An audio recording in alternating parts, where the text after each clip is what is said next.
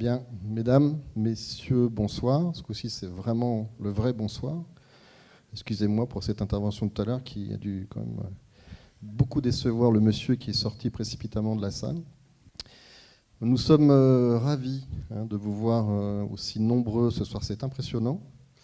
Et surtout, on est ravis que les mesures Covid-19 soient levées parce que si on avait dû vous voir avec des masques, on aurait été un petit peu impressionnés, en tout cas encore plus que nous le sommes maintenant.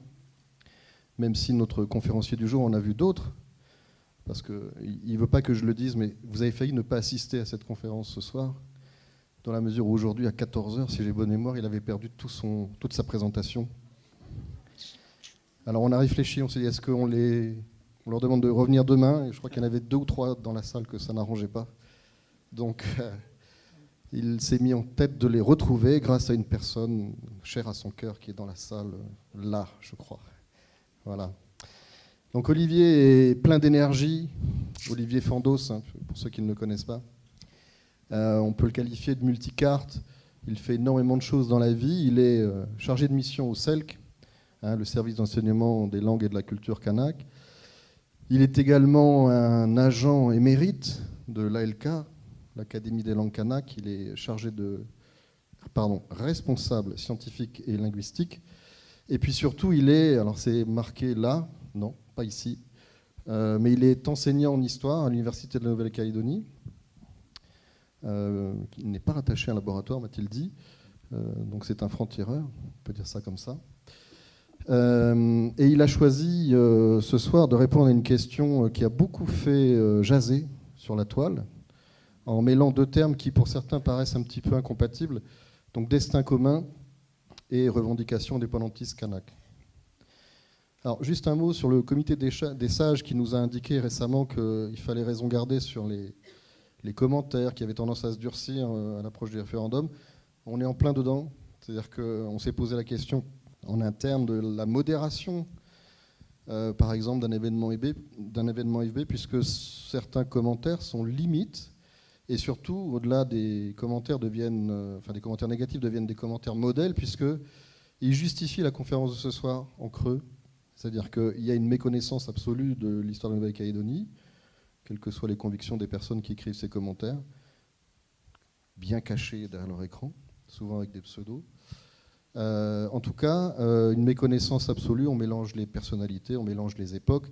Donc même si peut-être ce soir vous avez l'impression que Olivier enfonce quelques portes ouvertes, en rebalayant l'histoire de Nouvelle-Calédonie, en particulier l'histoire contemporaine, je pense que cette conférence est une nécessité, pas dire une nécessité citoyenne. Et c'est pour ça qu'on est ravis de voir autant de monde ce soir. Alors évidemment, ce qui va être dit ce soir en si possible 1h30, 1h3/4, je ne sais pas, mériterait prolongation. Je pense qu'il a fallu que Olivier se fasse violence. Évidemment, il y a la documentation qui est disponible autour de ces questions historiques, politiques, à la médiathèque, comme par hasard, du Centre culturel Chibaou. Donc nous vous invitons, pour ceux que ça intéresse, à aller au-delà de l'échantillon qui était proposé devant la salle, et puis à nous donner raison de faire toutes ces choses en nous visitant de temps à autre. Voilà, je précise, parce qu'apparemment il y a encore des gens qui l'ignorent, que la conférence est enregistrée, évidemment, les débats le sont aussi, que cette conférence, il faut le dire, sera disponible très vite, sans doute demain en audio sur notre site adck.nc, et qu'elle est également filmée par Calédonia, qu'elle sera diffusée sous peu, mais à une date que nous ignorons toujours. Voilà, je ne vais pas être plus long, je vous remercie sincèrement d'être venu. Je souhaite beaucoup de courage à Olivier, parce qu'il a vu quelques têtes dans la salle qui ajoutent une pesanteur à cette conférence. N'est-ce pas? Voilà. Merci à vous et à tout à l'heure pour les débats.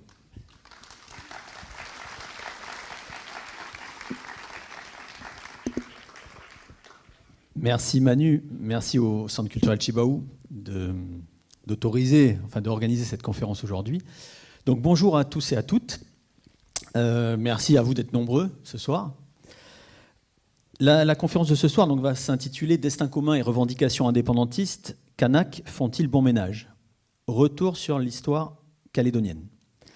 Alors, je vais dire un petit peu en introduction, j'ai voulu faire une conférence qui ne s'adresse pas uniquement à un public de spécialistes. C'est une conférence, on va dire, grand public. On constate vraiment depuis... bon, là, on est à la veille du référendum, du second référendum. On lit les réseaux sociaux, on discute avec les gens dans la rue, avec les amis. Et on se rend vraiment compte, ce que disait Manu, qu'il y a une vraie méconnaissance de l'histoire. Les débats qui ont cours actuellement dans la société calédonienne sont importants, sont nécessaires, mais il faut absolument les poser sur des bases réelles, des bases scientifiques, des bases historiques. On a bien souvent, on entend beaucoup de choses qui sont vraiment assez hors de la réalité. Et donc le but aujourd'hui, c'était vraiment de faire une conférence. En fait, on va reprendre un peu les grandes étapes de l'histoire calédonienne pour reposer certains faits historiques, scientifiques, et lutter contre quelques préjugés.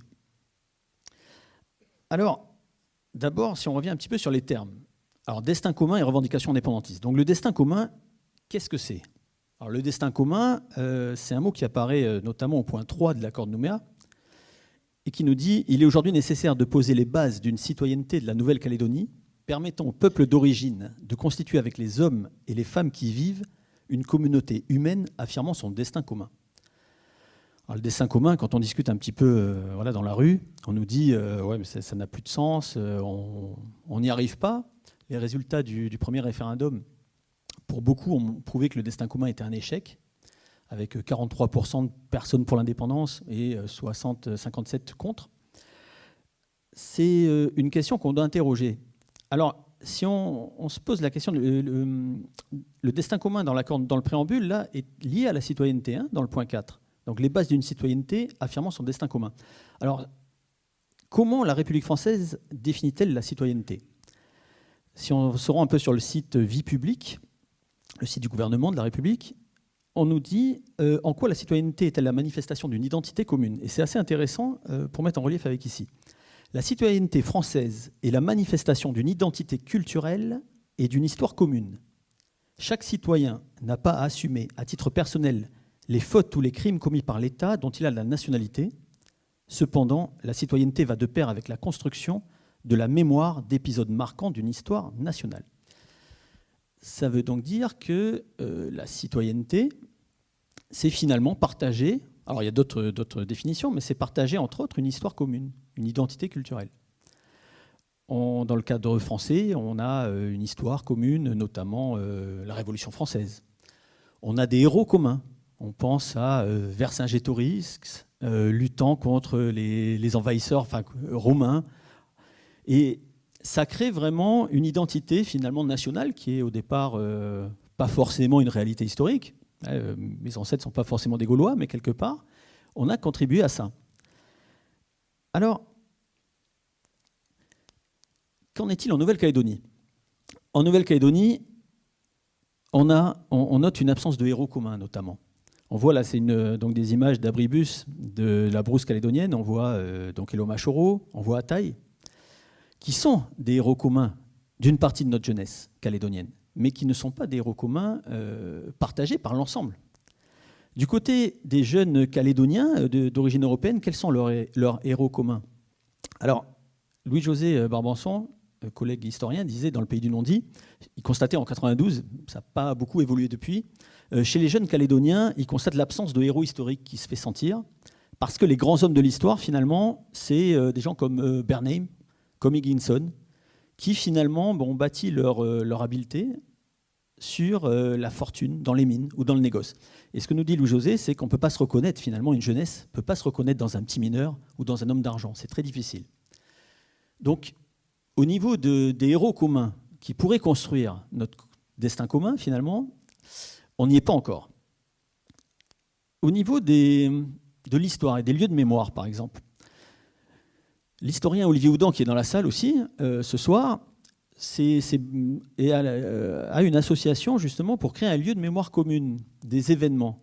Parce que quand on regarde l'histoire des événements, ce qu'on va appeler une guerre civile et coloniale des années 80, finalement, où est-ce qu'on se recueille? On a les la population, les indépendantistes qui vont se recueillir notamment à Ouvéa, sur la tombe des 19 d'Ouvéa. On a des gendarmes qui ont un monument aux morts à Dumbéa. On a le jeune Yves Tual qui a été tué donc en 85, qui a un square à son nom. Mais on se rend compte que finalement, on a des mémoires finalement isolées les unes des autres et qu'on ne partage pas forcément.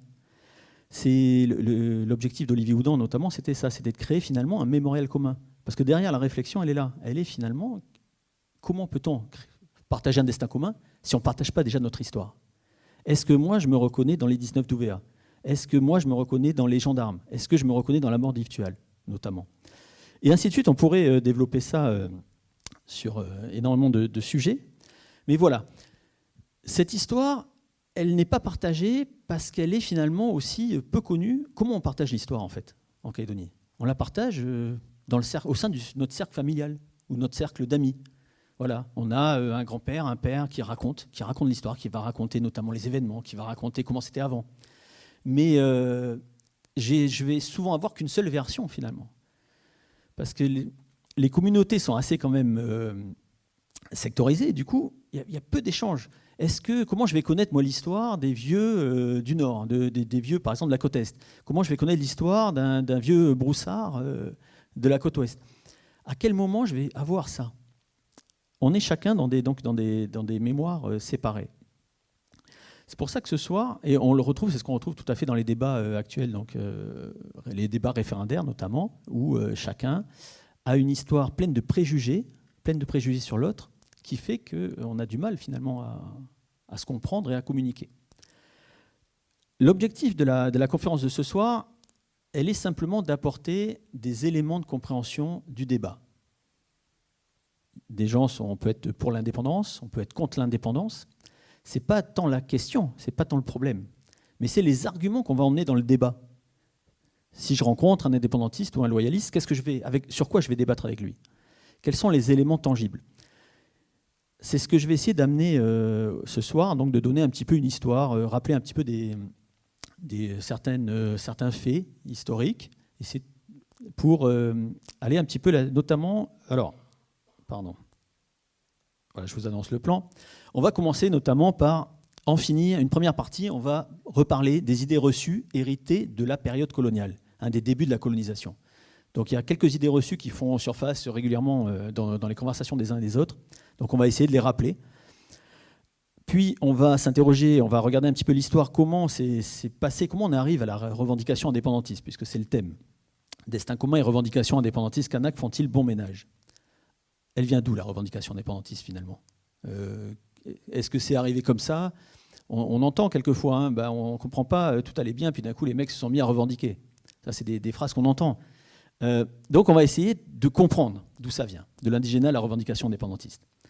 Et puis, finalement, une fois qu'on a vu ça, on va se poser la question, une question qui revient beaucoup, c'est la place des non-Kanaks dans la revendication indépendantiste kanak.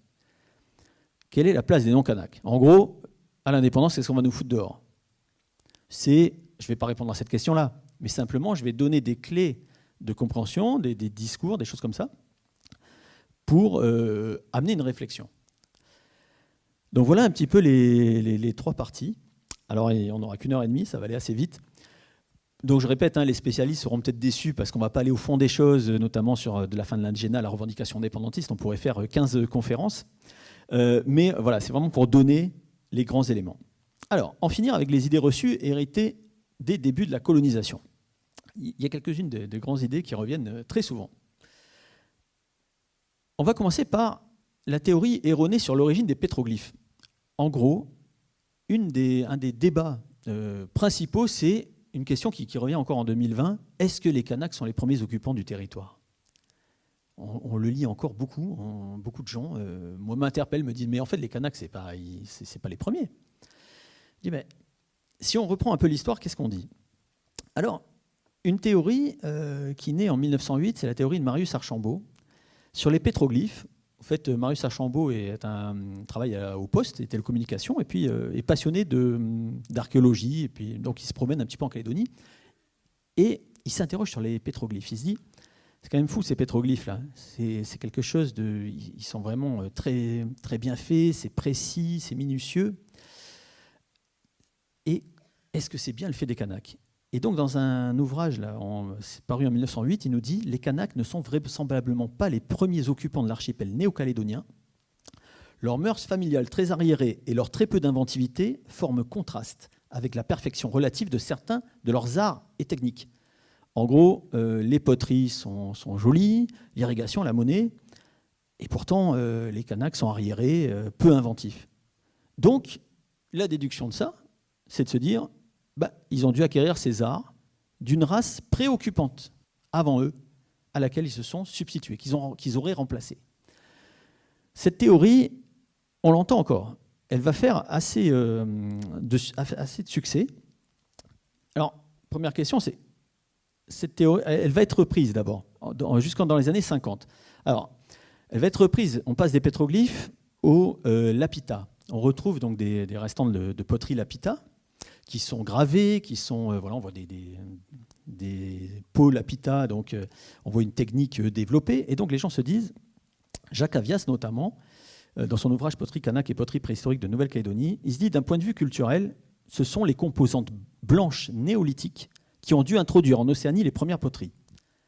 Cette population fait donc partie d'une des vagues préhistoriques d'hommes qui ont peuplé le Pacifique et qui ont dû être absorbées ou détruites ultérieurement par la civilisation moins évoluée et sans doute plus féroce des Mélanésiens. Donc là, on a déjà tout le cliché colonial. Alors les Mélanésiens sont féroces et donc ont dû forcément tuer les Lapitas, et les Lapitas étaient forcément blancs. Ah oui, ils sont évolués. Donc, cette théorie pourrait être, on pourrait se dire, ne pourrait pas avoir beaucoup de presse, sauf qu'elle est reprise dans le manuel scolaire de 1975. Et là, c'est un peu plus grave, parce qu'on a déjà toute une génération des années 50 qui grandit avec ça, depuis 1908, avec ces théories. Mais en 1975, au moment où la revendication indépendantiste se déclare, un manuel scolaire paraît, c'est donc les enfants vont apprendre, les enfants de CE2, CM1 et CM2 vont travailler sur ce manuel, voire il est également utilisé en 6e. Et donc on nous dit, le manuel scolaire de 1975 nous dit « Ces premiers hommes au teint assez clair restèrent plusieurs siècles sur notre terre, de nouveaux immigrants plus foncés que les précédents vinrent peupler la Nouvelle-Calédonie. » Donc, premièrement, il y avait des gens blancs avant, les Kanaks sont arrivés après. On ne connaît pas encore aujourd'hui avec certitude les auteurs des pétroglyphes, forcément, puisqu'on remet encore en cause le fait que les pétroglyphes aient pu être faits par les descendants, les ancêtres des Kanaks. À l'arrivée des Européens, la Calédonie ne formait pas un groupe ethnique totalement homogène et comptait entre 45 000 et 50 000 habitants. Ça, c'est un deuxième point qu'on va voir tout à l'heure. Mais donc, je vais mettre une diapo. Alors d'abord pour dire... les travaux de l'Institut archéologique de Nouvelle-Calédonie, tous les travaux scientifiques ont établi avec certitude, à partir des années 90, que les Kanaks sont descendants des Austronésiens et sont bien les premiers occupants de la Nouvelle-Calédonie. On le voit sur cette petite carte, en fait. Des Austronésiens sont des populations qui étaient basées au départ sur Taïwan, descendent et peuplent l'ensemble du Pacifique, notamment l'arc mélanésien. Donc s'installent en Nouvelle-Calédonie. On est en moins 1000, il y a 3000 ans à peu près, moins 1000, moins 1500 avant Jésus-Christ. Ils s'installent. Ces populations échangent des poteries, échangent avec le Pacifique. Au fur et à mesure, elles se fixent localement. Une fois fixées, leur civilisation, ce qu'on appelait un peu la civilisation lapita, ça évolue en 2000 ans d'histoire, de moins 1000 à 1000, en 2000 ans d'histoire. Les civilisations évoluent. Il y a des techniques qu'on va laisser de côté, d'autres qu'on va garder. Et finalement... les historiens et les archéologues considèrent qu'autour de l'an 1000, donc il y a à peu près 1000 ans de ça, la société kanak traditionnelle, comme on a l'habitude de la connaître, de la décrire, se fixe. C'est-à-dire que c'était des gens au départ qui étaient plus tournés vers la mer, qui finalement vont, en s'installant ici, en se fixant, vont développer, vont plus se tourner vers la terre et vont développer cette culture kanak qu'on connaît avec les taraudières, les biondinias, voilà ce qu'on connaît aujourd'hui. Mais donc c'est très clair, il n'y a aucun doute là-dessus, les Kanaks sont bien les premiers occupants de la Nouvelle-Calédonie. Donc toutes ces théories-là, en fait, elles étaient simplement basées sur une approche raciale et raciste des choses coloniales. Cette approche coloniale, je suis désolé, j'ai hésité à mettre cette diapo, mais je pense qu'elle est quand même nécessaire pour dire, voilà comment on voyait le peuple autochtone à une certaine époque. Vous avez ici un extrait d'un ouvrage qui est Le domaine colonial français, écrit en 1930. Alors, c'est un ouvrage qui va traiter de tout, qui va présenter en fait l'ensemble des colonies françaises et même des colonies étrangères, comme le Congo, les colonies belges, etc. Et donc, je vous passe un peu les détails, mais on décrit la faune, la flore, et on décrit les indigènes. Simplement, c'est le mythe de l'indigène cannibale, sauvage. Leur teint est d'un noir brunâtre. C'est là une race attardée dont on ne peut songer à nier les défauts. Les Kanaks sont hypocrites, voleurs et surtout brutaux et sanguinaires. Pendant longtemps, ils ont pratiqué l'anthropophagie.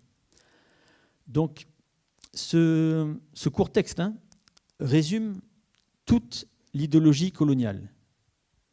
On crée un imaginaire et on le diffuse. Et je tenais à le garder parce qu'on retrouve encore aujourd'hui des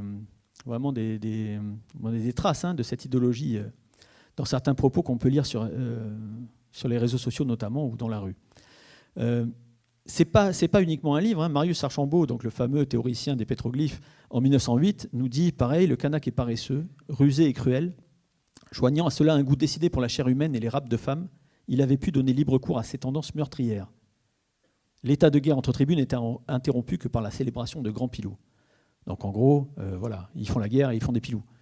C'est comme ça que les habitants de la Nouvelle-Calédonie étaient présentés à cette époque-là. Et c'est important de le voir parce que c'est ce qui va expliquer, après, l'histoire de la revendication culturelle et l'histoire de la revendication indépendantiste qui est, à la base, une revendication culturelle. Donc là, on a une négation de l'humanité. Alors, ce n'est pas exclusif à la Nouvelle-Calédonie, mais voilà. Alors, on retrouve là notamment l'anthropophagie, par exemple. L'anthropophagie, c'est le mythe du cannibalisme. Alors, les dernières recherches aussi archéologiques, notamment Christophe Sand était interrogé dans le magazine Géo en 2008, là, et on lui demandait, alors, est-ce que vous recherchez, donc ça fait, depuis les années 90, l'Institut a vraiment développé ses recherches, et on lui demande alors, est-ce que ça a remis en question des idées reçues? Et donc il dit oui, comme celle d'une population peu nombreuse, alors on va y revenir juste après, ou le cannibalisme. On n'a pas trouvé à ce jour de traces d'un cannibalisme régulier avant la période coloniale, alors qu'on a des exemples clairs à Fidji, par exemple, de pratiques cannibales remontant probablement à 2000 ans. Donc en gros, il nous dit, effectivement, les recherches archéologiques dans le Pacifique montrent par exemple qu'à Fidji, on va retrouver des traces. Ici, on n'en trouve pas. Il dit, on a de façon ponctuelle, on retrouve quelques traces au 19e siècle, avant le 19e siècle, mais finalement non. Ça veut dire qu'il n'y avait pas vraiment de pratique cannibale avant l'arrivée des Européens. L'arrivée des Européens, c'est James Cook en 1774, le premier. Après la prise de possession en 1853, sort en 1853. Mais qu'est-ce qui explique? Alors, je vous renvoie vers les conférences de Christophe Sand, que vous pouvez voir sur YouTube ou sur le site de Calédonia, et ici, en audio au Centre Chibao. Ils expliquent en fait que le cannibalisme va apparaître au moment, en fait, la société que les Européens vont trouver en 1853, que les Français vont trouver en 1853, est une société qui a été totalement bouleversée par un siècle déjà de contact avec les Européens, et notamment par tout ce qu'on appelle le choc microbien, c'est-à-dire les maladies qui sont amenées involontairement, en fait, dans les premiers contacts avec les Européens. On va le voir sur la diapo suivante. En 1774, on a les premiers explorateurs. Donc. Et puis, il va y avoir des commerçants qui vont arriver avant l'arrivée des Français. En 1820, les baleiniers, les santaliers un petit peu plus tard, des missionnaires. Tous ces contacts entre les populations du Pacifique et les commerçants européens vont introduire dans le Pacifique donc, des maladies, ce qu'on appelle le choc microbien. Des maladies contre lesquelles les Européens ne mouraient pas forcément, mais les populations locales n'étaient pas encore immunisées. Et on constate que dans l'ensemble du Pacifique, on a à peu près 80 à 90% de décès des populations autochtones dans cette période, sur le siècle qui suit les premiers contacts. Alors, ça nous amène justement sur le chiffre officiel de 1853. On annonce entre 50 000 et 60 000 Kanaks en 1853 à la prise de possession. Or, les archéologues sont en train justement de remettre en question ce chiffre-là Ils n'ont pas encore donné le chiffre officiel quand on leur demande, ça n'a pas encore été officialisé, les recherches sont encore en cours.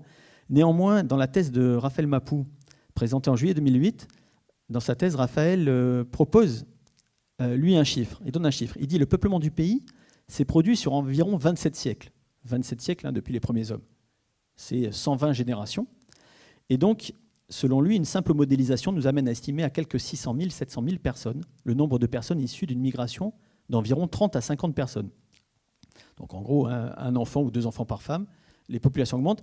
Alors, effectivement, on note qu'il n'y a pas eu de grands bouleversements sociaux dans la période, il n'y a pas eu de tremblements de terre, il n'y a pas eu d'éruptions, il n'y a pas eu de choses qui auraient décimé une partie de la population. Donc, d'après ces estimations, on serait à 600 000, 700 000 personnes.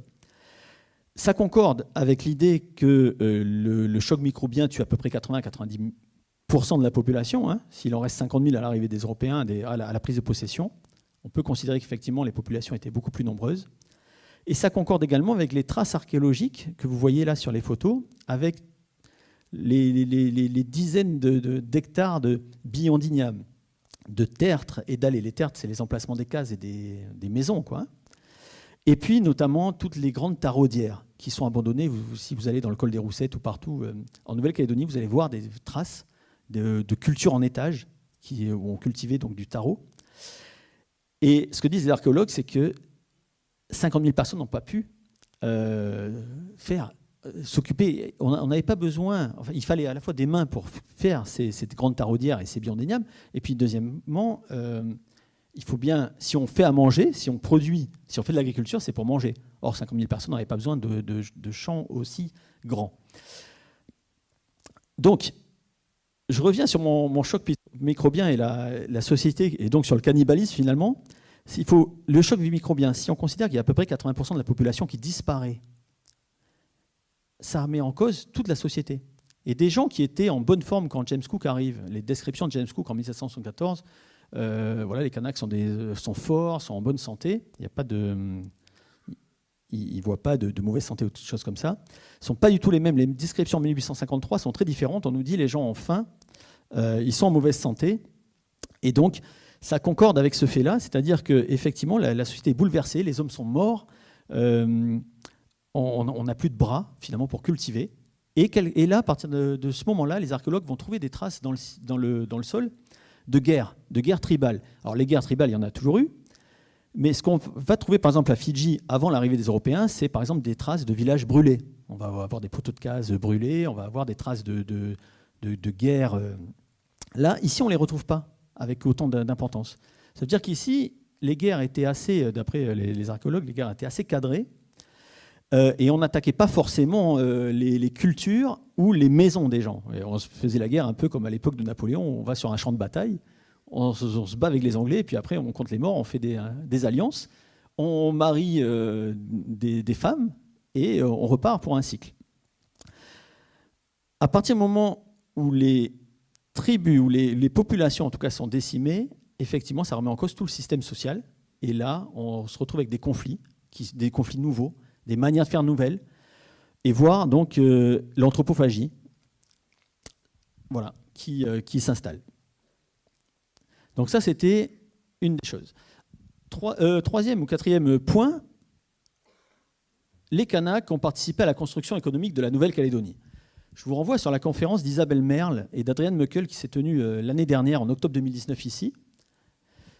On a longtemps considéré que les Kanaks ont été, au moment de la colonisation, enfermés dans les réserves et que finalement, ils n'ont pas participé à l'essor du pays. On peut lire souvent des commentaires, oui, c'est les Européens, c'est les Calédoniens qui ont construit le pays, finalement. Les Kanaks ont été mis à l'écart et n'ont pas participé au développement économique. Alors, ça aussi, c'est une idée reçue qui est fausse.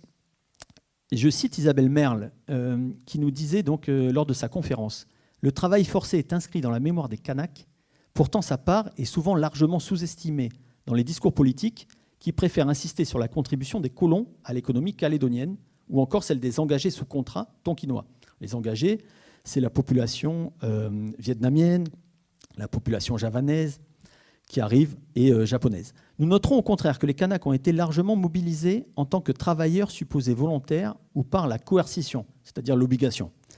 On a longtemps affirmé que les Kanaks ne voulaient pas travailler, qu'ils n'étaient pas faits pour ça. Le problème n'était pas là pour les autorités coloniales. Le problème, c'était avant tout qu'ils n'étaient pas en nombre suffisant disponibles pour le travail. Donc, ce que nous expliquent Isabelle Merle et Adrian Meuckel, c'est que le résultat de leur recherche montre qu'effectivement, les Kanaks ont été réquisitionnés, ont beaucoup travaillé au développement économique de la Nouvelle-Calédonie, chez les colons et également pour l'État, on va dire, pour faire les routes. Et que finalement, c'est pas tant qu'ils ne voulaient pas travailler, c'est pas pour ça qu'on a fait venir les autres communautés, comme on a souvent, ce qu'on entend souvent, c'est simplement parce qu'ils n'étaient pas assez nombreux. Et donc on avait besoin de faire venir de la main-d'œuvre immigrée, les Javanais, les Vietnamiens et les Japonais pour travailler dans les mines. Il n'y avait pas assez de bras. Donc c'était intéressant de faire ce point sur les dernières recherches. C'est des choses qu'on entend souvent, puisqu'on dit, voilà, vous réclamez l'indépendance, mais vous n'avez rien fait pour ce pays finalement. C'est nous qui l'avons construit. Voilà. Donc ça ne correspond pas aux résultats historiques et aux archives, quoi. Puisque ce travail est basé sur le nombre d'amendes, le nombre de... Voilà, tous les rapports, en fait, de l'État colonial. Alors, encore un autre point. Alors là, ce point-là, c'est encore une idée reçue, mais là, de l'autre côté, on dit souvent, on a souvent l'impression que finalement, la colonisation de la Nouvelle-Calédonie, la colonisation en règle générale, c'est les colons qui l'ont faite. On pense souvent à ça, on dit, voilà, c'est les colons qui ont colonisé. Quand on dit les colons, c'est quoi? C'est les gens. Or, il faut rappeler aussi que la colonisation de la Nouvelle-Calédonie, c'est une colonisation d'État.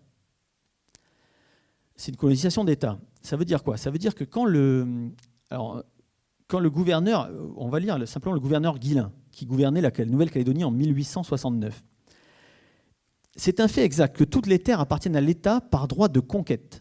Le gouvernement a fait une générosité aux indigènes et leur a laissé une partie des terrains qu'ils occupaient lors de la prise de possession. Donc là, c'est clair, c'est l'État qui a pris les terres des Kanaks et qui leur a laissé une partie.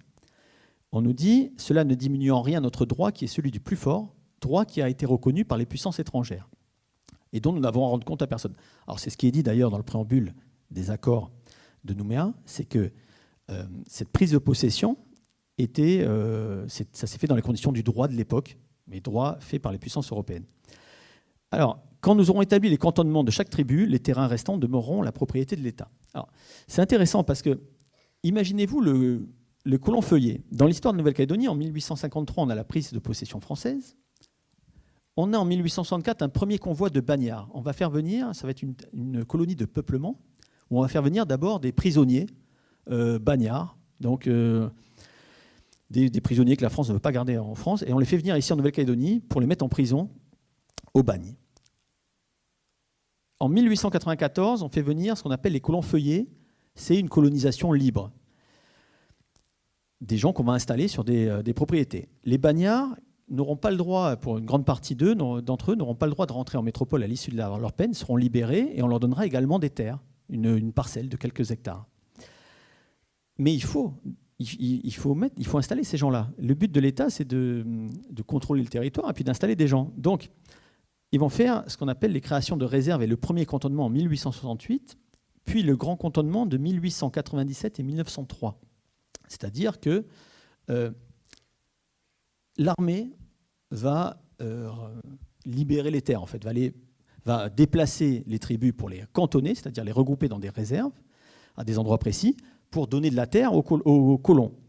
Et donc, j'insiste bien là-dessus, ce n'est pas les colons qui ont pris les terres, qui ont volé les terres, c'est bien l'État, parce que je vous donne un exemple d'une famille de colons feuillés qui va être en métropole, qui n'a pas forcément beaucoup d'argent, et qui voit une annonce, où venez en Nouvelle-Calédonie planter du café, on va vous donner une dizaine d'hectares, et et vous pourrez vous en sortir, nourrir votre petite famille avec ça. Et donc, on a beaucoup de gens de l'Est de la France, notamment, qui vont finalement partir, se dire, finalement, en France, on n'a pas grand-chose. Allez, on part tenter notre chance à l'autre bout du monde. On nous dit qu'on va nous donner des plants de café, on pourra se développer, installer notre famille et vivre correctement. Quand ils arrivent ici à Nouméa, ils débarquent ici, et là, il n'y a pas de route. on va les mettre sur un cheval, le gendarme va venir, on va les accueillir, leur dire bon, venez, on part, vous allez partir. Alors, soit à cheval, soit par le tour de côte. C'est un bateau qui faisait la côte, donc le tour de toute la Nouvelle-Calédonie. Et ils débarquent, par exemple, à Ponériouin. Ils débarquent à Ponériouin, ils sont accueillis par le gendarme, qui était l'autorité du secteur. Et donc, le gendarme va les prendre et va leur dire venez, à cheval. Ils vont rentrer dans une vallée. Il va leur montrer ben voilà, votre ligne de crête. Vous voyez la ligne de crête, là, votre propriété. Vous allez vous mettre là. C'est jusque là-haut. Et voilà votre terrain. Le colon Feuillet et sa famille n'ont aucune idée de l'histoire de la Calédonie quand ils arrivent. Ils ne savent pas ce qui s'est passé avant. Donc quand on les place là, eux, ce n'est pas eux qui ont finalement chassé les gens. C'est l'armée française qui était arrivée à l'époque, avant, et qui, dans le cadre du cantonnement et du grand cantonnement, ont déplacé les tribus, ont libéré les terres, pour placer les bagnards et les colons. Donc c'est important de le dire, parce qu'on a souvent des images très négatives, à la fois une image sur les Kanaks sauvages et sanguinaires, et à la fois le colon, le méchant colon qui a chassé finalement les Kanaks. Voilà.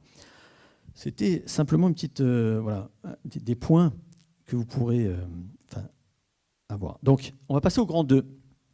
De la fin de l'indigénat à la revendication indépendantiste. Maintenant on va se poser la question, d'où elle vient cette revendication indépendantiste. On va faire un petit résumé de l'histoire calédonienne.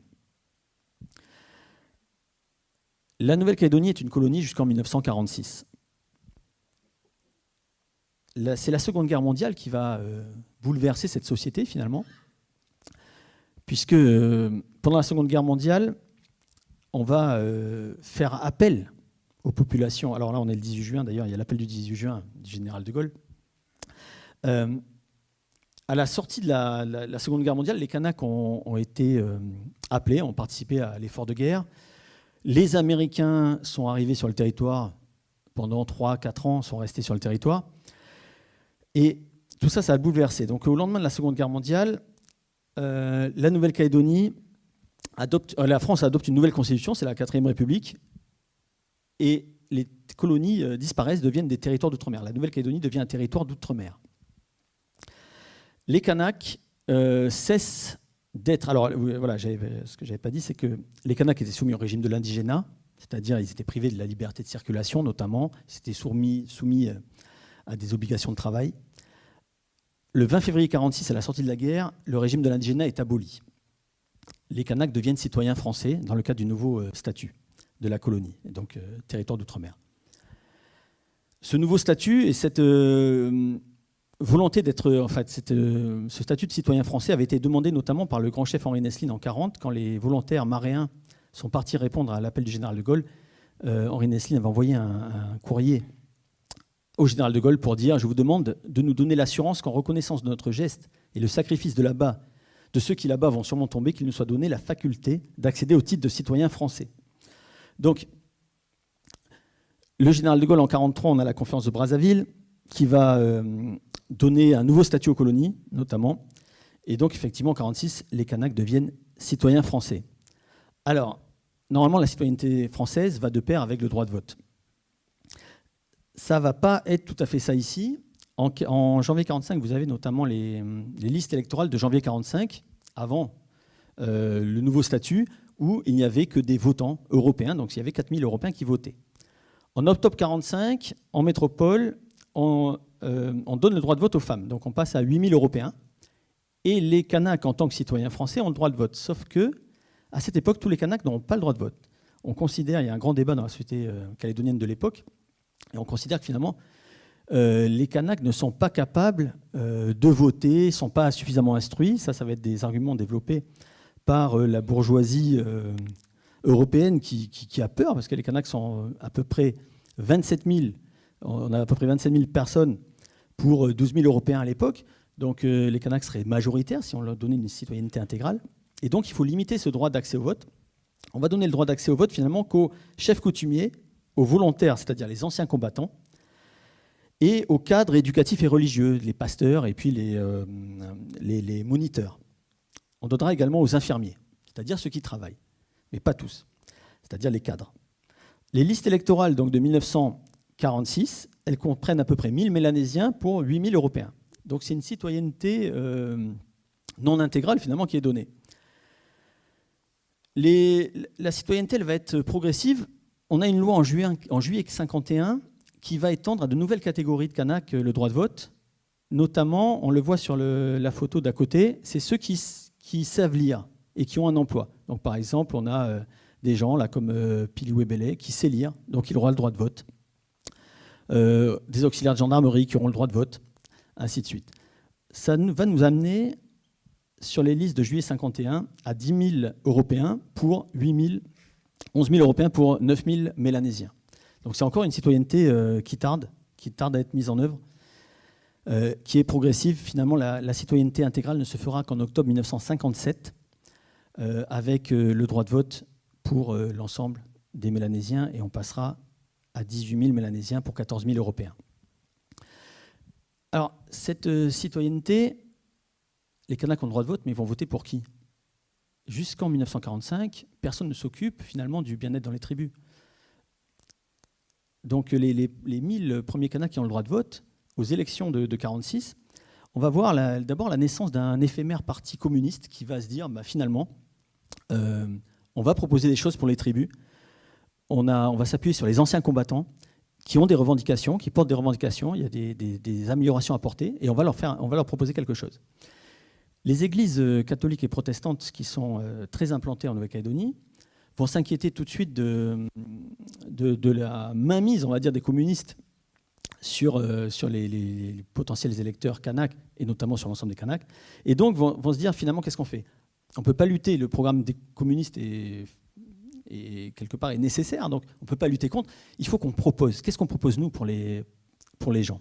Et donc ils vont proposer de créer 2 associations, c'est la création de l'UICALO et de l'AICLF. Alors l'UICALO, c'est l'Union des indigènes calédoniens amis de la liberté dans l'ordre, et l'AICLF, c'est l'association des indigènes calédoniens et loyaltiens français.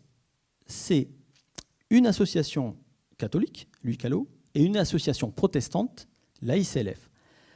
Ces 2 associations, les églises catholiques et protestantes vont inciter donc les Kanaks à prendre les rênes de ces associations. On a notamment, vous voyez sur la photo, pour l'UICALO, le président sera Roch Pidgeot, Gustave Kataoui en vice-président, Michel Kauma, deuxième vice-président. Du côté de l'AICLF, du côté protestant, c'est Louis Matayo Weta qui sera secrétaire et le grand chef Kowi Bouillant qui sera président. Qu'est-ce qu'ils vont proposer? Ils vont proposer, en fait, ils vont baser un programme qui est sur d'une part, c'est l'obtention de la citoyenneté intégrale. Deuxièmement, c'est le développement social des tribus. Troisièmement, l'amélioration des conditions de vie des salariés et la lutte contre l'alcoolisme, notamment. On veut maintenir les réserves autochtones, parce qu'il s'était posé la question en 1946, est-ce que finalement on garde les réserves ou pas? Alors l'idée, c'est de garder les réserves parce qu'elles protègent la terre, elles sont incessibles, insaisissables. Et donc, ces associations en fait, vont faire un vrai programme pour dire on ne s'occupe pas assez des tribus Kanaks, il faut développer, il faut amener de l'eau, il faut amener des choses, des conditions sociales, de meilleures conditions sociales. Ces 2 associations, alors je passe assez vite, vont finalement s'unir. En 1951, on a une élection de la députation. Il va falloir élire le député de Nouvelle-Calédonie. Et ces 2 associations vont soutenir un homme, Maurice Lenormand, que vous voyez au centre de la photo ici, qui va porter justement le programme de ces 2 associations, ce programme social. Il sera élu en 1951, député de la Nouvelle-Calédonie, et finalement cette union des 2 associations, cette alliance, on va dire, des 2 associations, va conduire à la création d'un vrai parti politique, qui va être l'Union calédonienne. Alors l'Union calédonienne, elle se crée en 1956, vous voyez ici donc, sur la propriété du sénateur Armand Hollen. Juste avant, 3 ans avant, on aura l'élection des 9 premiers Kanaks au Conseil général. Le Conseil général était l'ancêtre du Congrès de la Nouvelle-Calédonie, c'était l'Assemblée en fait, territoriale. Et on a l'entrée des 9 premiers Kanaks. On a sur toute cette période un débat pour savoir est-ce que les Kanaks votent avec les Européens ou pas. Ça sera la question, ce qu'on appellera du double collège. Toujours ce qu'il y a derrière, en fait, c'est l'idée que, attention, ne pas ouvrir le vote à l'ensemble des Kanaks parce que c'est dangereux, parce que les Européens locaux risqueraient de perdre la majorité et perdre le pouvoir. Donc on a toujours ça derrière. Et donc, finalement, en 1956, donc, l'Union calédonienne est créée. L'Union calédonienne, c'est un parti autonomiste dont la devise est 2 couleurs, un seul peuple. Pour l'un de ses fondateurs, Maurice Lenormand, au sein de l'Union calédonienne, on retrouve à la fois des Kanaks et des Européens. Ce que nous dit Maurice Lenormand, c'est le peuple calédonien existe donc. C'est un peuple en formation par l'agrégation et la fusion de 2 groupes ethniques dont les caractères tribaux nationaux qui les différencient tendent à s'estomper et seront progressivement effacés. Donc on a l'idée finalement de créer ce peuple calédonien. On n'est pas encore dans l'idée d'un peuple kanak, on n'est pas dans l'indépendance. On parle de l'Union calédonienne de 1956, où on ne parle pas encore du tout d'indépendance, on parle d'autonomie de gestion. L'idée de l'Union calédonienne, c'est de gérer, que la Calédonie puisse gérer ses propres affaires et gérer ses ressources, et notamment ses ressources minières. Ça, c'est un des soucis de l'UC. Le deuxième souci, c'est le progrès social. C'est tout ce qui avait été porté par les 2 associations. L'Union calédonienne, une fois au pouvoir d'ailleurs, fera les allocations familiales, les bourses, développera les bourses pour tout le monde, l'égalité des salaires, se battra pour l'égalité des salaires, création de la CAFAT. Ça sera un vrai programme social. Et dans les statuts de l'Union calédonienne au départ, on nous dit bien le maintien de la Nouvelle-Calédonie dans la communauté française. Il n'est pas question d'indépendance. Ce qui est très intéressant dans ce parti-là au départ, c'est que c'est l'union, donc on va dire, du petit peuple contre les intérêts, contre les gros intérêts de Nouméa, et notamment d'une bourgeoisie nouméenne. C'est un peu ça l'idée générale. C'est-à-dire qu'à la fois les Kanaks, à la fois les travailleurs calédoniens qui soient dans les stations d'élevage, qui soient les petits colons, qui travaillent à la SLN, à la fois les travailleurs d'origine javanaise, d'origine indochinoise, qui luttent aussi pour leur salaire, parce qu'à cette époque-là, ils sont payés moins qu'un Européen. Donc c'est tout ce petit peuple calédonien, finalement, qui s'unirait dans un seul peuple, et c'est un peu l'idée de Maurice Lenormand et des gens qui ont fait l'Union calédonienne. L'Union calédonienne, en 1957, donc, la loi cadre Defferre est votée en métropole en 1956. C'est une loi qui donne l'autonomie au territoire d'outre-mer. Et donc, elle est appliquée en Nouvelle-Calédonie en 1957. Et très concrètement, ça veut dire que la Nouvelle-Calédonie, qui était jusque-là administrée par un gouverneur, c'était le gouverneur qui avait tous les pouvoirs. Le pouvoir exécutif et le pouvoir législatif vont être transférés donc, à la Nouvelle-Calédonie, et notamment par la création de ministres, d'un gouvernement calédonien. Et donc ce gouvernement calédonien, aux élections territoriales de 1957, va donner une majorité à l'Union calédonienne. Et on voit donc pour la première fois des ministres calédoniens donc, qui font partie de l'Union calédonienne, qui sont membres également de la ICLF ou de l'UICALO, pour en partie, puisque vous avez Dwi Matayo-Weta, qui sera ministre des Relations publiques, Jean-Louis Hénin, c'est l'industrie, la mine, Marc Tivolier pour la santé, Maurice Lenormand en tant que vice-président, et ainsi de suite. Vous avez donc 2 Kanaks, puisque Roch Pidjo sera ministre de l'économie rurale. Et ce même Roch Pidjo va dire « En me désignant comme candidat, l'Union calédonienne, composée d'Européens et d'Autochtones, a voulu montrer qu'il n'y a pas de différence entre nous et qu'il n'y en aura plus jamais. Nous avons mis tous les racismes, quelle que soit leur couleur, à la porte pour marcher ensemble sur le chemin de notre destin commun. » On est en 57. De notre commun destin. On est en 57. Donc, on est déjà dans cette idée de destin commun en 57. Et donc, tout à l'heure, dans la création de ce peuple calédonien, finalement. Pour les élus de l'époque, effectivement, les choses avancent. On est passé, si vous prenez, par exemple, du Matayo Weta ou Roch Pidjo, c'est des gens qui ont connu l'indigénat, qui sont nés sous l'indigénat. Et de passer de l'indigénat, un statut où on est privé de nos libertés fondamentales, notamment la liberté de circulation, à un statut où, finalement, on devient ministre et la Calédonie s'administre elle-même. Vous voyez l'évolution historique et finalement les revendications kanak de l'époque, c'est-à-dire mieux être dans les tribus, il faut de l'eau, il faut de l'électricité, il faut des ponts pour la brousse, il faut des routes. L'Union calédonienne va mettre en œuvre ce travail. Et notamment, et l'État français également, puisque dans les années, dès l'après-guerre, le fonds européen, enfin, il y a plusieurs fonds qui vont travailler, notamment le FIDES qui va travailler à la réfection des routes, à créer des ponts. Donc, on a amené les adductions d'eau dans les tribus, amener de l'électricité petit à petit. Et donc, on est dans une période de progrès social et de progrès politique. Donc, ce qui explique qu'il n'y a pas du tout de revendication indépendantiste alors qu'elle a lieu ailleurs, dans les autres colonies françaises, les anciennes colonies françaises. Hein. On est en 57, en Algérie, en 54, on a le début des événements. L'Indochine a mené une guerre coloniale de 45 à 54. Donc, en Calédonie, on a des vrais progrès qui font que, voilà, on n'est pas dans cette revendication au départ. Ce qui va changer les choses, c'est notamment le retour du général de Gaulle au pouvoir en France en 1958. Le général de Gaulle est rappelé suite aux événements d'Algérie. Il devient président de la République en 1958. Et la politique de Gaulle est basée sur l'idée de grandeur de la France. Pour assurer la grandeur de la France, il faut l'arme atomique. Et donc, on va lancer les essais atomiques. On ne peut plus les faire en Algérie, on va les faire en Polynésie française à Mururoa. Dans le même temps, le nickel, ce que vous voyez, alors, par rapport aux bombes atomiques. Alors, quelle est la position de Gaulle? Vous avez un petit extrait de 1963. De Gaulle dit, par rapport aux colonies, quelle est la vision de Gaulle par rapport aux colonies? Si les Comores veulent leur indépendance, qu'elles la prennent. Nous resterons en Polynésie pour l'intérêt stratégique de ces îles. Les gens sont gentils, il ne faut actuellement pas regarder à l'argent. Donc, en gros, les Comores, il n'y a rien, on peut laisser.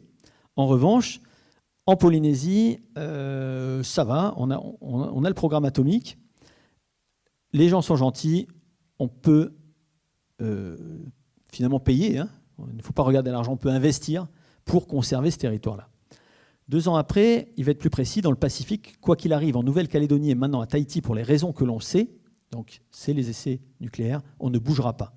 Toutes les dispositions doivent être prises pour qu'on reste très longtemps. Donc c'est très clair, De Gaulle veut garder les territoires du Pacifique. Il veut les garder d'autant plus que le nickel devient un minerai stratégique pour la France. La production de nickel, la demande mondiale de nickel va augmenter à partir du milieu des années 60. Et donc la Calédonie est un troisième producteur mondial de nickel. Ce que va faire De Gaulle est un petit peu embêté, la France est un petit peu embêtée par cette autonomie finalement calédonienne. Puisque, on a rappelé tout à l'heure l'Union calédonienne, une des volontés, c'est de gérer les ressources calédoniennes, et donc justement de gérer le nickel. Alors, il va y avoir 2 lois. Le gouvernement de Gaulle va faire 2 lois. La première loi, c'est en 1963, la loi Jacquinot, dite Jacquinot. Cette loi Jacquinot supprime les ministres. Donc les ministres qu'on avait avant, qui avaient une autonomie, qui avaient une gestion, qui gérait le territoire, sont supprimés. Le pouvoir exécutif revient dans les mains du haut-serre, du gouverneur. Et puis en 1969, les lois Biot sont votées également en métropole. Et donc, elles vont avoir 2 effets. C'est d'une part, elles reprennent la compétence minière, c'est-à-dire que c'est la France qui décide, qui donne l'autorisation en fait pour les exploitations de mines, pour les recherches minières. Et dans un deuxième temps, la troisième loi Biot, en fait, il y a 3 lois. La première concerne la mine et la troisième concerne la fiscalité, c'est-à-dire le droit de donner des avantages fiscaux à des sociétés qui en feraient la demande. Donc, en gros, à cette époque-là, on a notamment des investisseurs étrangers, notamment Inco, canadiens, qui aimeraient s'installer, construire une usine peut-être. On parle déjà d'usine en Nouvelle-Calédonie. Jusqu'avant la loi Biot, Inco avait affaire avec le gouvernement calédonien. C'est le gouvernement calédonien qui va autoriser une exploitation de mine et qui va donner des avantages fiscaux, ce qu'on appellerait un peu aujourd'hui, là, on pourrait comparer avec, c'est pas ça, mais avec l'idée de défiscalisation. On va donner des avantages fiscaux, c'est-à-dire à une entreprise qui s'installe. À partir de 1969, c'est l'État français qui reprend la main là-dessus. Donc l'État français peut protéger ses intérêts, notamment pour éviter que la richesse minière ne tombe à des mains de sociétés étrangères. Donc cette période de 58-69 marque clairement un recul de l'autonomie et va avoir plusieurs conséquences. Les premières revendications, elles viennent de jeunes Calédoniens d'origine européenne. Et là, vous avez une photo de Jean-Paul Caillard, que je salue, qui est dans la salle. Merci d'être là ce soir. Ce sont dans la nuit du 12... Alors, Jean-Paul Caillard, il fait partie de la première génération d'étudiants qui part se former en métropole. Et donc, ils sont en métropole avec toute une génération. Ça sera la génération de Nidosh Neslin, d'Eli Poigoun, de Fotrolu, de Dewe Gorodé. Ils vivent mai 68. Jean-Paul sera d'ailleurs pris en photo dans un magazine avec le visage en sang à Paris en mai 68. Et donc, quand ils reviennent, ils sont nourris notamment pour Nidosh Neslin des écrits de Frantz Fanon, d'Aimé Césaire ou d'Albert Memmi sur les notions de décolonisation, de racisme. Ils se nourrissent également des écrits du père Apollinaire Anova Ataba, qui dénonçait déjà la colonisation. Et donc, à Paris, tous ces jeunes se rencontrent, échangent, partagent entre eux. Et quand ils reviennent sur le territoire, effectivement, ils se rendent compte que la société calédonienne n'a pas beaucoup évolué. Pour Jean-Paul Caillard, une de ses interviews, il disait le pays devait, quand il rentre en juillet 69, il dit le pays devait évoluer, il fallait arrêter que tout se décide à Paris, l'inverse de la décolonisation. Et donc, dans la nuit du 12 et 13 août 69, avec deux camarades, ils vont graffiter les murs de Nouméa. C'est les premiers tags sur Nouméa. Ça sera écrit, ils vont écrire à bas le colonialisme et Calédonie libre. Donc il était avec Jean-Pierre de Villers et Jean-Claude Suet. C'est la nuit du 13 au 14 juillet. Et donc c'est ce qu'il nous dit, l'indépendance c'était un slogan pour mettre un coup de pied dans la fourmilière. Il n'y avait rien de très élaboré encore. Ce n'est pas des indépendantistes, mais c'est simplement des gens des jeunes qui se disent il faut changer les choses, il faut bousculer un peu les choses établies. Ces événements de juillet vont être relayés avec ce qu'on appelle la date qu'on marque, mais bon, ça serait presque ça, la date du réveil kanak finalement, mais vont être relayés le 2 septembre 69.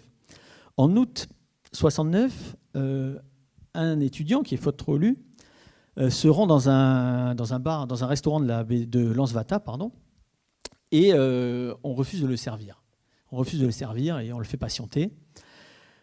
Ce n'est qu'un énième signe d'un racisme ordinaire latent en Nouvelle-Calédonie.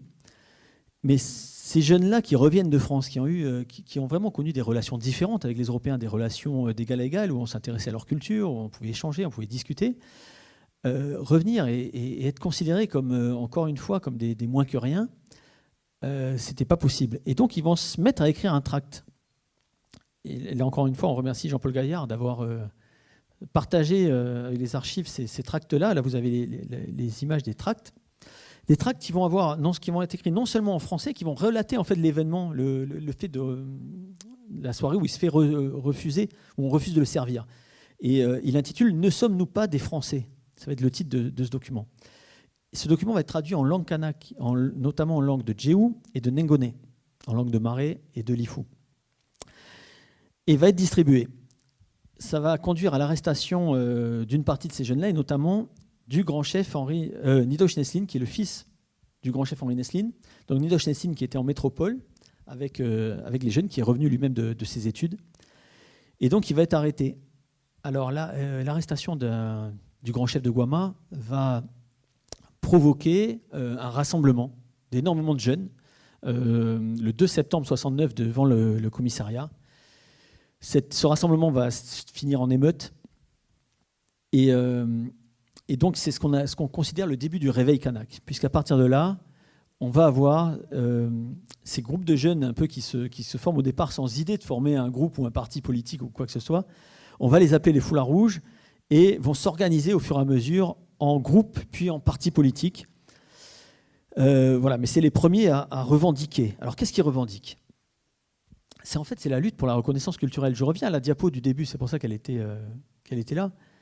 Parce que tout l'imaginaire colonial, Nidosh Neslin va l'écrire dans un journal qui s'appelle Kanak, Homme libre. C'est le numéro 1 de février 69. C'est un journal fait par les étudiants de Paris, qui ne sont pas que Kanak, d'ailleurs. Et qu'est-ce qu'il nous dit ? Elle, la communauté européenne de Nouméa, attribue aux indigènes des qualités telles que grands footballeurs, géniaux danseurs de pilou, incomparables pousseurs de cris guerriers, mais ne leur reconnaît pas la capacité de penser, d'aimer, de choisir entre le bien et le mal. Le plaisir, l'argent, la beauté, Dieu sont blancs, eux sont kanaks. Comment ne se sentiraient-ils pas des êtres inférieurs ? On est vraiment la revendication indépendantiste, quelque part, elle naît là, dans cette lutte de reconnaissance culturelle. Alors ça, je reviendrai après sur le texte de Jacques Lafleur, je reviendrai après là-dessus, mais cette vision, elle est partagée par Jean-Marie Tjibaou. Jean-Marie Tjibaou, à l'époque, il a fait des études pour être curé, il a laissé, et il s'engage dans un mouvement associatif avec le Souriant Village Mélanésien, qui est une association de femmes qui s'occupe donc du mieux-être aussi dans les tribus. Et donc Jean-Marie Tjibaou a une idée avec Jacques Yekawé, c'est d'organiser un grand festival. Pourquoi ? Alors, il nous dit, Jean-Marie, en avril 1977, tous ces discours de colons, de la mission et de l'administration ont induit dans la mentalité traditionnelle une espèce de honte. C'est cela le sentiment d'aliénation. Les gens ont honte d'eux-mêmes et sont incapables de sortir, de devenir des vrais hommes. Ils sont toujours les sauvages, ils sont toujours les étrangers, à la fois pour eux et surtout face à la civilisation nouvelle qu'ils ont du mal à intégrer. Ils sont toujours en quelque sorte en marge de leur propre moi. On retrouve exactement le discours finalement c'est les mêmes bases que le discours de Nicolas Tesline. Alors qu'ils ne seront pas dans des mouvements, ils ne seront pas ensemble. Hein. Jean-Marie Tjibaou ne fait pas partie des Foulards Rouges, ne fait pas partie des mouvements de jeunesse de l'époque.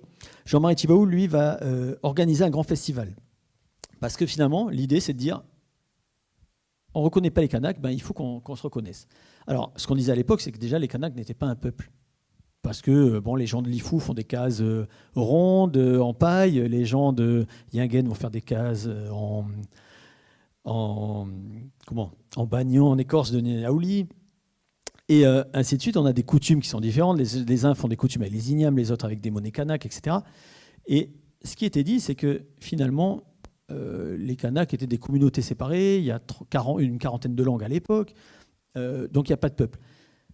Le travail de Jean-Marie Tjibaou va être de dire si on est un peuple, malgré nos différences, malgré les différences culturelles qui sont celles d'un Breton et d'un Marseillais, on a des différences de manière de faire liées à l'espacement, mais on est un peuple, on partage un fond commun. Et donc il va organiser un festival qui s'appelle Mélanésia 2000 en 1975, et il dit le festival doit permettre au Kanak de se projeter face à lui-même pour qu'il redécouvre et redéfinisse son identité aujourd'hui. Le festival doit permettre aux groupes européens ainsi qu'aux minorités ethniques du territoire de voir, de connaître et peut-être de reconnaître les cultures autochtones. 2 objectifs. 1, montrer l'unité du peuple kanak autour de toute la diversité qu'il a, mais d'une unité commune. 2, c'est de montrer aux autres que les Kanaks ont une culture, puisque c'est ce qui était nié. Il y avait une négation de l'identité de la culture. Le festival va être une réussite. Il y a à peu près 36 000 personnes, 36 000 visiteurs. Il y a des gens de toute la Calédonie qui viennent. Alors, les groupes des Foulards Rouges dont je parlais tout à l'heure ne seront pas forcément pour, vont critiquer, vont dire on ne va pas faire un festival et montrer notre culture aux autres, aux Européens, c'est se prostituer finalement. Parce que nos événements culturels, on les vit dans un deuil, dans un mariage, on ne les montre pas, ce n'est pas du théâtre. Donc ça a été un petit peu le débat qu'il y avait à l'époque, qui agitait un petit peu les milieux de jeunes de l'époque. Mais finalement, donc, Jean-Marie Tjibaou fait ce festival. Et alors, je reste un peu sur le côté politique, et après on reviendra sur le côté identitaire. Donc le festival Mélanésia 2000 se passe bien. Dans cette période-là, du boom du nickel, on a le gros souci qui se pose, c'est l'immigration. On a à peu près 15 000 personnes qui débarquent pendant le boom du nickel. Le boom du nickel, c'est une période, donc on avait vu tout à l'heure le nickel qui devient une ressource stratégique pour l'État français. Et donc, on augmente la production de nickel. La demande mondiale augmente, la production augmente, et donc à partir de 65-66, il faut augmenter la production. Et on va voir ce qu'on appelle un boom, c'est une augmentation très rapide. Et pour ça, il faut des gens, il faut des bras, et il faut des travailleurs. On a à peu près 15 000 personnes qui vont débarquer sur le territoire sur les années du boom. Pour les Foulards Rouges et pour les jeunes de l'époque, ce qu'ils vont dire, c'est que nous n'étions pas prêts à construire avec les gens qui venaient de l'extérieur et ignoraient ce que nous étions. Au fond, on avait conscience qu'ils nous marchaient dessus et fragilisaient notre communauté. Ça va effectivement poser un souci. 15 000 personnes, c'est 30% de population, un tiers de la population en plus. Le paysage calédonien change vraiment à cette époque-là, et les populations kanaks perdent en fait la majorité qu'ils avaient, perdent la majorité absolue. De 69 à 75, dans toute la période, on va avoir des manifestations non violentes qui vont se dérouler contre ça. Et on a une véritable politique d'État visant à favoriser l'immigration. Vous avez ici une lettre de Pierre Messmer, qui est Premier ministre à l'époque, qui écrit un courrier à Xavier Degnaud. C'est ce qu'on appelle la circulaire Messmer. Elle est datée du 17 juillet 72. Ce qu'on nous dit dans ce document-là, c'est que la Nouvelle-Calédonie doit être une colonie de peuplement. À court et moyen terme, on doit favoriser l'immigration massive de citoyens français, originaires de métropole ou d'outre-mer. Pourquoi ? Pour améliorer, ce qu'on nous dit, le rapport numérique des communautés. C'est-à-dire que si on veut noyer la revendication nationaliste autochtone, finalement, on sent un nationalisme qui monte, il faut que les populations non autochtones, non kanak, soient majoritaires. Et donc Messmer nous dit, sans une immigration systématique de femmes et d'enfants, ça ne sera pas possible, donc il faut encourager les femmes et les enfants. Il nous dit d'ailleurs, il conseille à son ministre de favoriser, il dit, même si on ne peut pas le faire avec un texte officiel, l'administration peut veiller aussi à favoriser le travail, à réserver les travaux pouvant être occupés par les femmes aux femmes immigrantes, aux femmes des Français qui arriveraient. Et donc, cette entreprise, il nous dit, le succès de cette entreprise indispensable au maintien des positions françaises à l'est de Suez dépend, entre autres conditions, de notre aptitude à réussir enfin, après tant d'échecs dans notre histoire, une opération de peuplement outre-mer. Donc c'est une véritable politique de recolonisation de la Nouvelle-Calédonie qui est proposée dans ces années du boom. C'est l'ensemble de ces éléments. Le boom du nickel va vraiment déstabiliser la société calédonienne. Au niveau des partis politiques, on a donc toute une jeunesse qui pousse un petit peu derrière. L'Union calédonienne n'est pas encore pour l'indépendance, ne s'est pas encore prononcée pour l'indépendance à cette époque-là. Et on a la première déclaration d'indépendance qui va avoir lieu le 25 juin 1975 à la Conception, que vous voyez donc ici. On a eu Yann Tchéléné-Uregei, qui est président de l'Assemblée territoriale, qui part à Paris pour discuter avec le président de la République, Giscard d'Estaing. Il ne parle pas d'indépendance, il parle d'autonomie.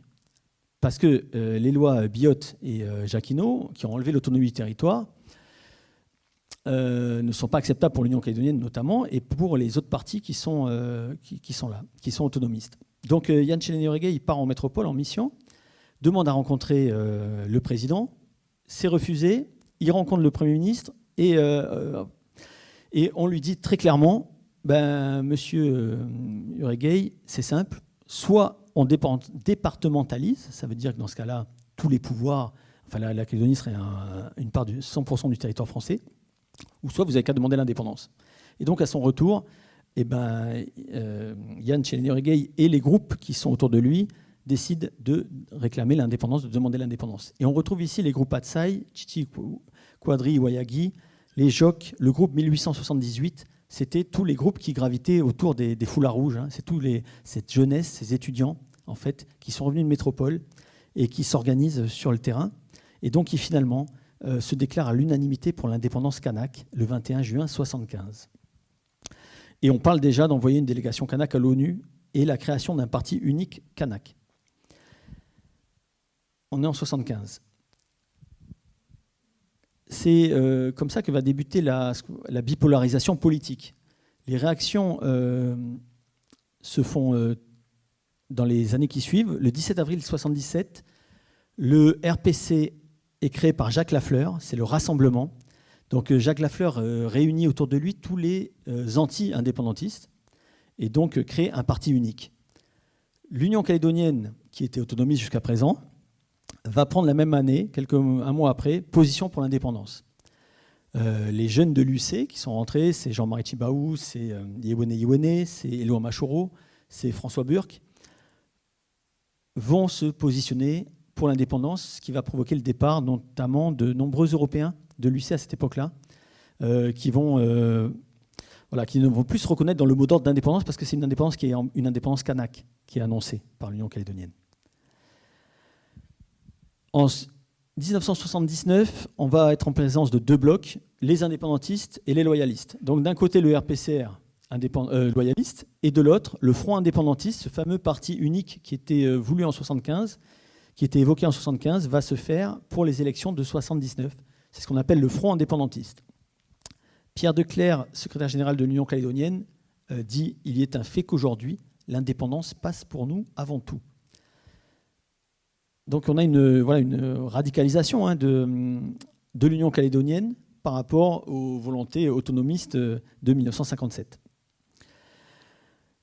Cette bipolarisation politique va faire basculer la Nouvelle-Calédonie dans la période dite des événements qu'on rebaptisera la guerre civile, voire coloniale, de 81 à 89. C'est une période de l'histoire calédonienne qui commence en 81 par l'assassinat de Pierre Declercq, le secrétaire général de l'Union calédonienne, et qui se termine, ça c'est selon quelques historiens actuels, par l'assassinat de Jean-Marie Tjibaou Yewene à Ouvéa. Cette période va être marquée par la violence, par les morts. C'est dans cette période-là qu'on va étudier pour se dire finalement, c'est cette période qui pose un peu les bases de la période actuelle, avec finalement le temps des accords à partir de 89. Mais c'est de là que vont surgir un peu le questionnement sur l'indépendance kanak. Comment les autres communautés se positionnent par rapport à ça? Est-ce que les autres communautés sont inclus dans cette indépendance kanak? Alors, ça va nous amener à notre troisième partie, la place des non-kanak dans la revendication indépendantiste kanak. L'image des événements, c'est en gros, pour les Européens, pour beaucoup d'Européens, c'est la valise ou le cercueil. Vous avez ici une manifestation du Front National en 85 où on voit des valises en carton qui sont brûlées et un panneau Calédonie française. J'appelle ça le traumatisme pied noir parce qu'on a une grosse communauté pied noir qui est arrivée en Nouvelle-Calédonie depuis les événements d'Algérie, depuis l'indépendance de l'Algérie, et qui s'est installée. Ils vont être très actifs pour contrer cette revendication indépendantiste qui commence à la fin des années 70.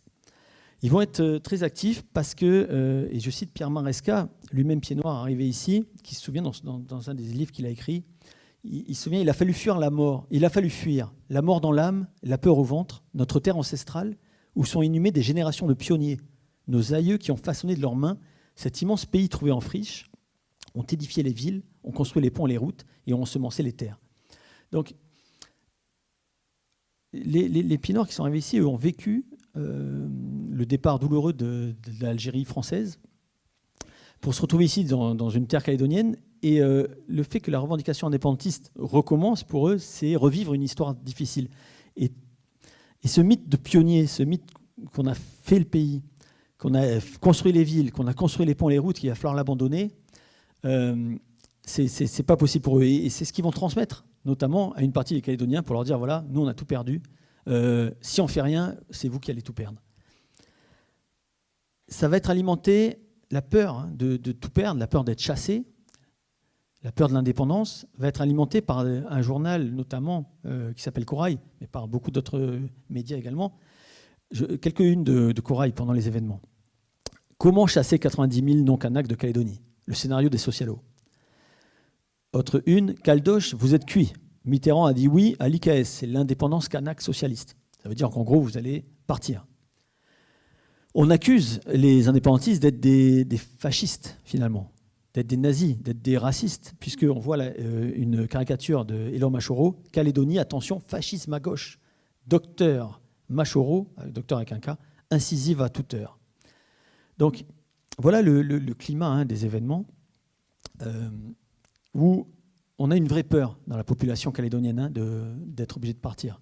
C'est une peur qui peut être réelle ou fantasmée, mais en tout cas, elle existe. Mais que disent les indépendantistes? C'est ce qui est intéressant. Alors, je reviens en février 69, aux origines un petit peu du mouvement indépendantiste et aux origines des foulards rouges. Voilà la couverture du magazine Le Kanak Homme Libre, Association des jeunes Calédoniens de Paris. L'AJC de Paris, qui va être constituée par à la fois des Calédoniens d'origine européenne et des Calédoniens d'origine kanak, va faire un manifeste. Il est intéressant ce manifeste parce qu'il pose vraiment la base du mot kanak. Ce mot kanak était un mot péjoratif jusqu'en 1969 et eux se disent on va se le réapproprier. Ils disent nous avons pris kanak comme symbole de notre action parce que ce mot reflète toute la réalité calédonienne actuelle. L'Européen le prononce avec mépris. L'homme de couleur désigné par ce mot porte cette désignation comme un fardeau. Elle le blesse. Donc, étant certain du fait que l'homme est le bien suprême, le seuil qui vaille la peine de combattre, nous prenons ce mot qui flatte l'orgueil d'une race tout en blessant l'autre dans le sens suivant. En gros, kanak égale homme libre. Alors, qu'est-ce que c'est exactement ? Kanak n'est plus pour nous une appellation péjorative, réservée à une race, mais à tous les Calédoniens épris de liberté, à quelque race qu'ils appartiennent. Notre devoir est de combattre politiquement, économiquement, socialement, tout ce qui empêche le Calédonien d'être kanak. Donc en gros, kanak, en 69, pour ces jeunes étudiants à Paris en février 69, kanak s'adresse à tous les Calédoniens. Et donc, voilà, qu'est-ce qui empêche le Calédonien d'être kanak ? Donc, c'est intéressant de commencer par ça. Et on a déjà les prémices d'une revendication, d'une reconnaissance d'une double légitimité calédonienne, finalement, dans les échanges qu'ont ces jeunes de l'époque. Vous avez ici une photo de Max Chivot, qui était actif, un jeune actif à l'époque. Et Nidosh Yassine racontera plus tard que c'est dans les échanges qu'il avait avec Max Chivot qu'il parvenait à lever les voiles sur les souffrances de chaque côté. Et en fait, il prend conscience des humiliations et des exclusions qui n'ont pas eu lieu seulement chez nous. Et là, en fait, Nidosh Yassine découvre aussi que finalement, le Calédonien, les colons, ont vécu aussi des choses difficiles. Il m'écoutait expliquer nos ressentiments et notre volonté d'exister. Chacun commençait par parler de lui et nous finissions par parler de nous. Nous, les Calédoniens, avec notre histoire difficile et notre volonté d'avancer ensemble. Donc c'est intéressant parce que les Calédoniens vont... Alors Max Chivot, lui, il a une histoire un peu compliquée. Sa maman, enfin compliquée comme quasiment celle de beaucoup de Calédoniens, sa maman est d'origine pénale, en fait, descendante de Bagnères, et son papa était d'origine libre. Et donc forcément, dans la famille libre de son père, sa mère était mal acceptée. Et on était dans une société quand même de caste, encore, entre guillemets, où les Calédoniens libres ne fréquentent pas des enfants de bagnards, et il ne faut surtout pas que leurs fils épousent des enfants de bagnards, ni des Kanaks. Et donc finalement, on retrouve l'idée du petit peuple qui était au départ de l'Union calédonienne aussi, de ces échanges finalement où les gens se découvrent et se parlent. Nidosh Yassine va être arrêté en 72, il va être mis en prison pour des événements que les gens appelaient révolutionnaires, mais en fait c'est les manifestations, c'est tout ce que les revendications des jeunes de l'époque. Et de prison, il écrit « La Calédonie est habitée par plusieurs ethnies, tant mieux. Fraterniser, c'est se connaître. L'unité ne pourra se faire que par la reconnaissance des diversités. » On voit que là, on n'a pas de revendication, on n'a pas d'exclusion pour l'instant dans ces années-là, 69-72. En mai 73, Max Chivot crée l'Union des jeunesses calédoniennes. Donc. Et là, de toutes ce que racontait Nidosh Yassine, on le retrouve chez Max Chivot qui dit « Perdons ces complexes d'infériorité que nos ennemis ont réussi à instiller en nous pour mieux nous exploiter. N'ayons plus honte d'être le fils de Kanak, de Javanais, d'Arabes, de Malabar, de coupeurs de canne, de métis, de bagnards ou de prostituées. » C'est assez fort, mais ces origines, à l'époque, on l'était. On a honte d'être descendant de Malabar, c'est les Indiens qui étaient venus pour travailler la canne à sucre. On a honte d'être descendant des Arabes de Nessayou, des Malabars de la Foi. On a honte d'être descendant des Javanais de Koné. Voilà. On a honte d'être descendant des Bagnards. Et or, en fait, on reprend la devise, est divers mais égaux, unis malgré nos différences. Donc on est déjà dans une première reconnaissance d'une double légitimité. C'est-à-dire que quand on voit cet échange-là, on a des Kanaks qui reconnaissent finalement les souffrances aussi des Calédoniens, et les Calédoniens qui reconnaissent les souffrances des Kanaks. Donc c'est assez intéressant.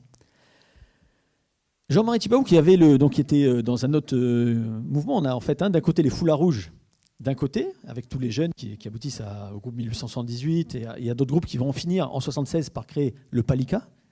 Et on a Jean-Marie Tjibaou qui, lui, est au départ dans les associations, qui rentre à l'Union calédonienne. Mais on voit que les deux voies sont parallèles, mais ne sont pas opposées.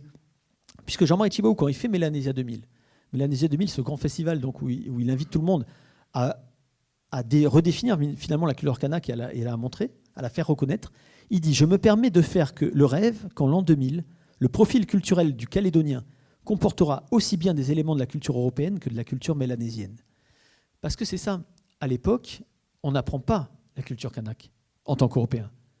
Et en tant que kanak, on a du mal à partager la culture européenne, même si pourtant on l'apprend à l'école, puisque c'était l'époque de nos ancêtres les Gaulois. Alors que, pour l'Européen, on n'apprend pas la culture mélanésienne, donc on apprend au contraire en 1975, dans le manuel d'histoire qu'on a vu tout à l'heure, que finalement, les Kanaks ne sont pas forcément les premiers et que il y avait une culture plus riche avant. Ce que dit Jean-Marie Tjibaou en 1975, quand il clôture le festival, les derniers mots du festival sont « Nous voulons que soit brûlée la haine et que soit clair le chemin de notre avenir et fraternel, le cercle que nous ouvrons à tous les autres peuples. Tel est le cri que je lance. » Donc malgré tout ce qui était de ressentiment finalement et de douleur et de souffrance, c'est un discours d'ouverture très clair qui est appelé à l'ensemble des autres communautés. Normalement, ce festival de Mélanésia 2000 devait se prolonger au début des années 80 par un festival qui devait s'intituler Calédonia 2000. Finalement, les événements sont passés par là et le festival n'a pu se tenir. Mais c'était l'idée que les Calédoniens allaient montrer leur culture et la partager avec les Kanaks.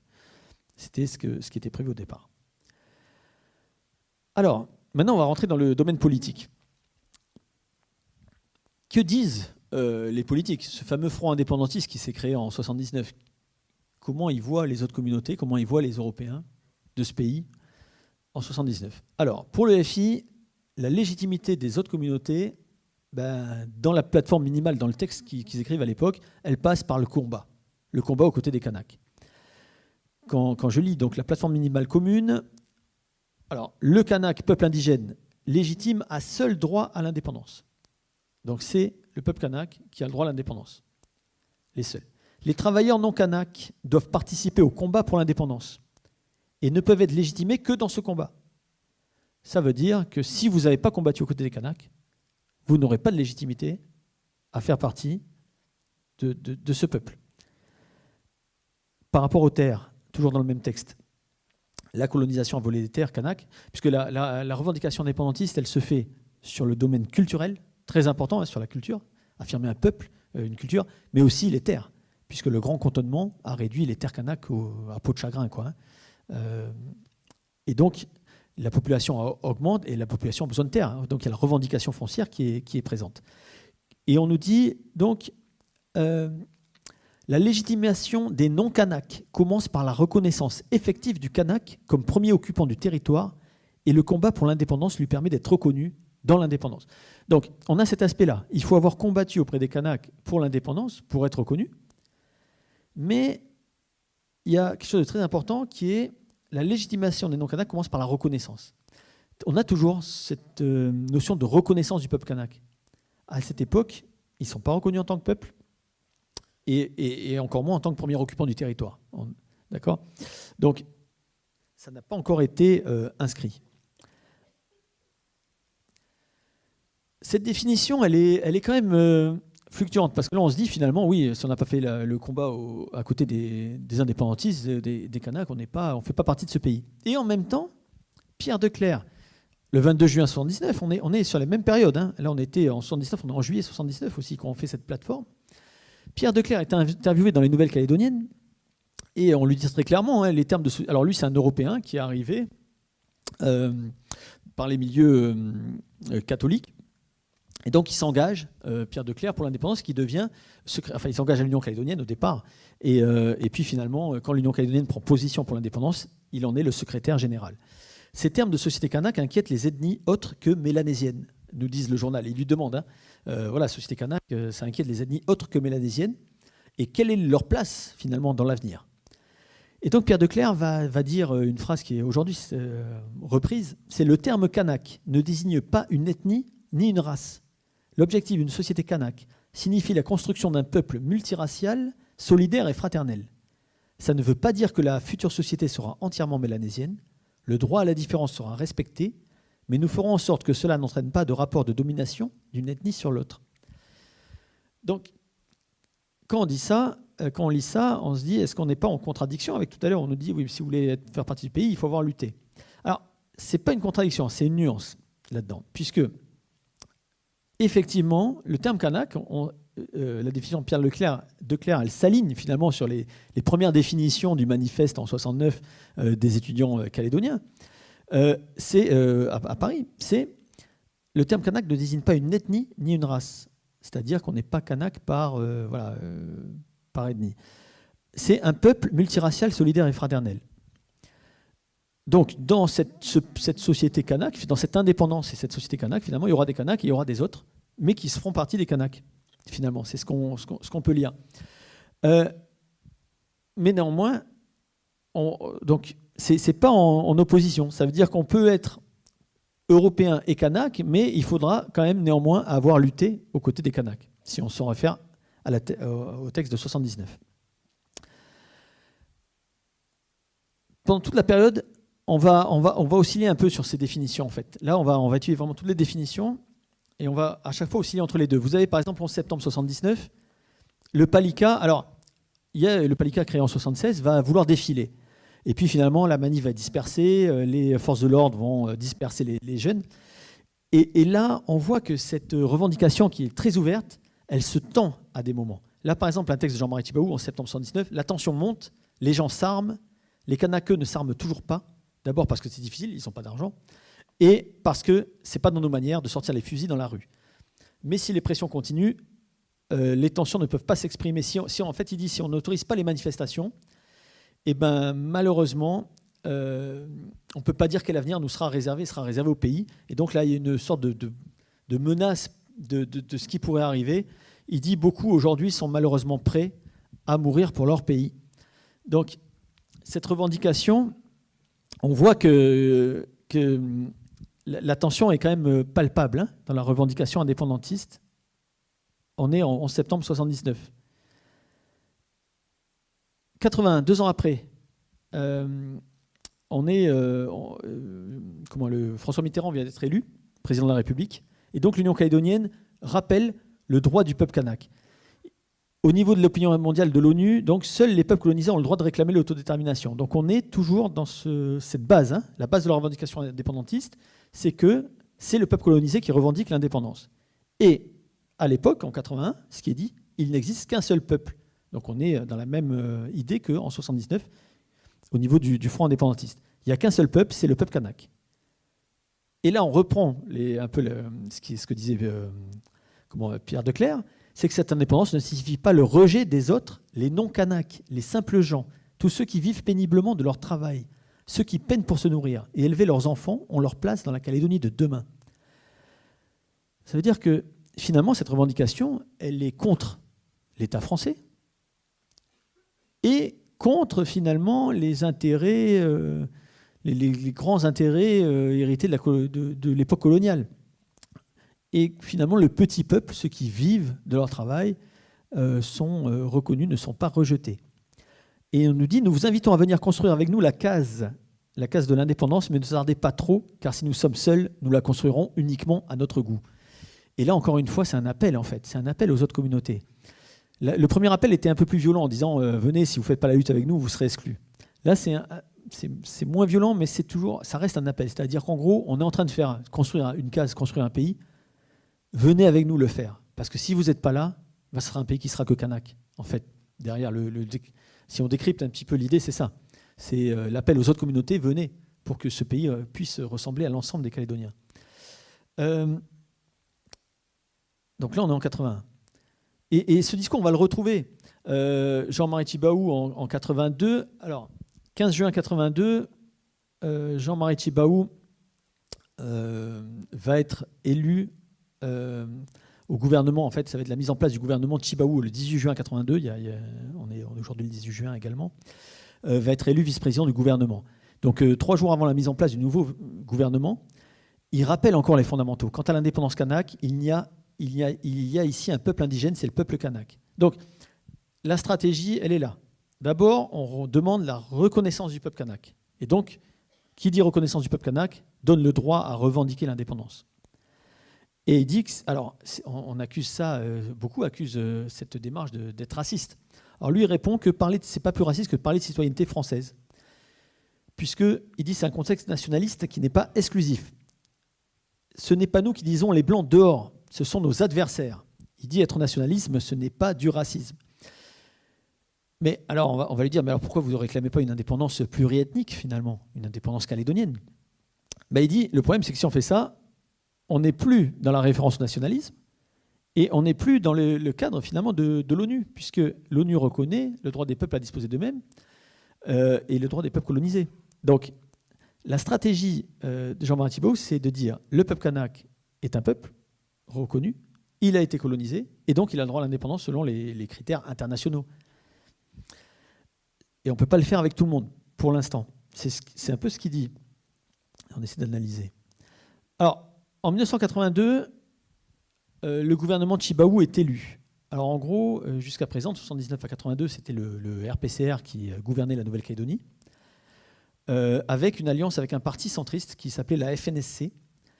Et ce parti, en 82, change d'alliance, bascule avec les indépendantistes parce qu'il se rend bien compte que l'accord de gouvernement qu'ils avaient avec le RPCR était un accord de gouvernement pour mettre en place des réformes, réformer la société calédonienne pour éviter justement la violence. Pour la FNSC, l'idée était de répondre aux revendications indépendantistes kanak, mais d'y répondre dans la France, c'est-à-dire de réformer la société calédonienne pour qu'au final, finalement, l'indépendance ne soit pas un chemin obligatoire. Avec le RPCR, ils n'arrivent pas à le faire. Et donc, ils se rendent compte que finalement, la seule solution pour faire avancer la société calédonienne et éviter une violence qui a commencé en septembre avec l'assassinat de Pierre de Clercq, c'est de se mettre d'accord avec les indépendantistes, du Front indépendantiste, et de faire un gouvernement collégial avec eux. C'est un gouvernement collégial parce qu'on va retrouver des membres du Front indépendantiste, des membres de la FNSC, donc ce parti centriste, et un membre du RPCR qui est Henri Ouetta, qui sera également là. Et le 22 juillet 82, donc le gouvernement est installé le 18 juillet 82, et le 22 juillet, donc, 18 juin 82, donc un mois après, à l'occasion donc d'une séance de l'Assemblée territoriale, Christian Boisserie va prononcer un discours qui va reparler de légitimité, d'une double légitimité. Dans ce discours, dans le premier passage de son discours, il va parler de la reconnaissance des premiers hommes noirs qui sont venus sur leur pirogue et qui se sont installés et qui ont créé une société originale, la société kanak. Et il dit, il est tout naturel aujourd'hui que leurs descendants demandent que soit reconnue cette légitimité originelle du peuple kanak. Donc pour Christian Boisserie et la FNSC, ce discours est écrit d'ailleurs avec Louis-José Barbançon, qui était membre de la FNSC à l'époque. Il écrit « Va demain ». Et donc, pour eux, ils reconnaissent la légitimité du peuple kanak. Mais ils disent que depuis, les vagues de l'océan ont déposé d'autres personnes, des descendants qui ont acquis par leur travail, par leur histoire, par leur souffrance du bagne et la déportation, ce qu'un journaliste du Monde a appelé la légitimité historique d'une colonisation souvent plus misérable que conquérante.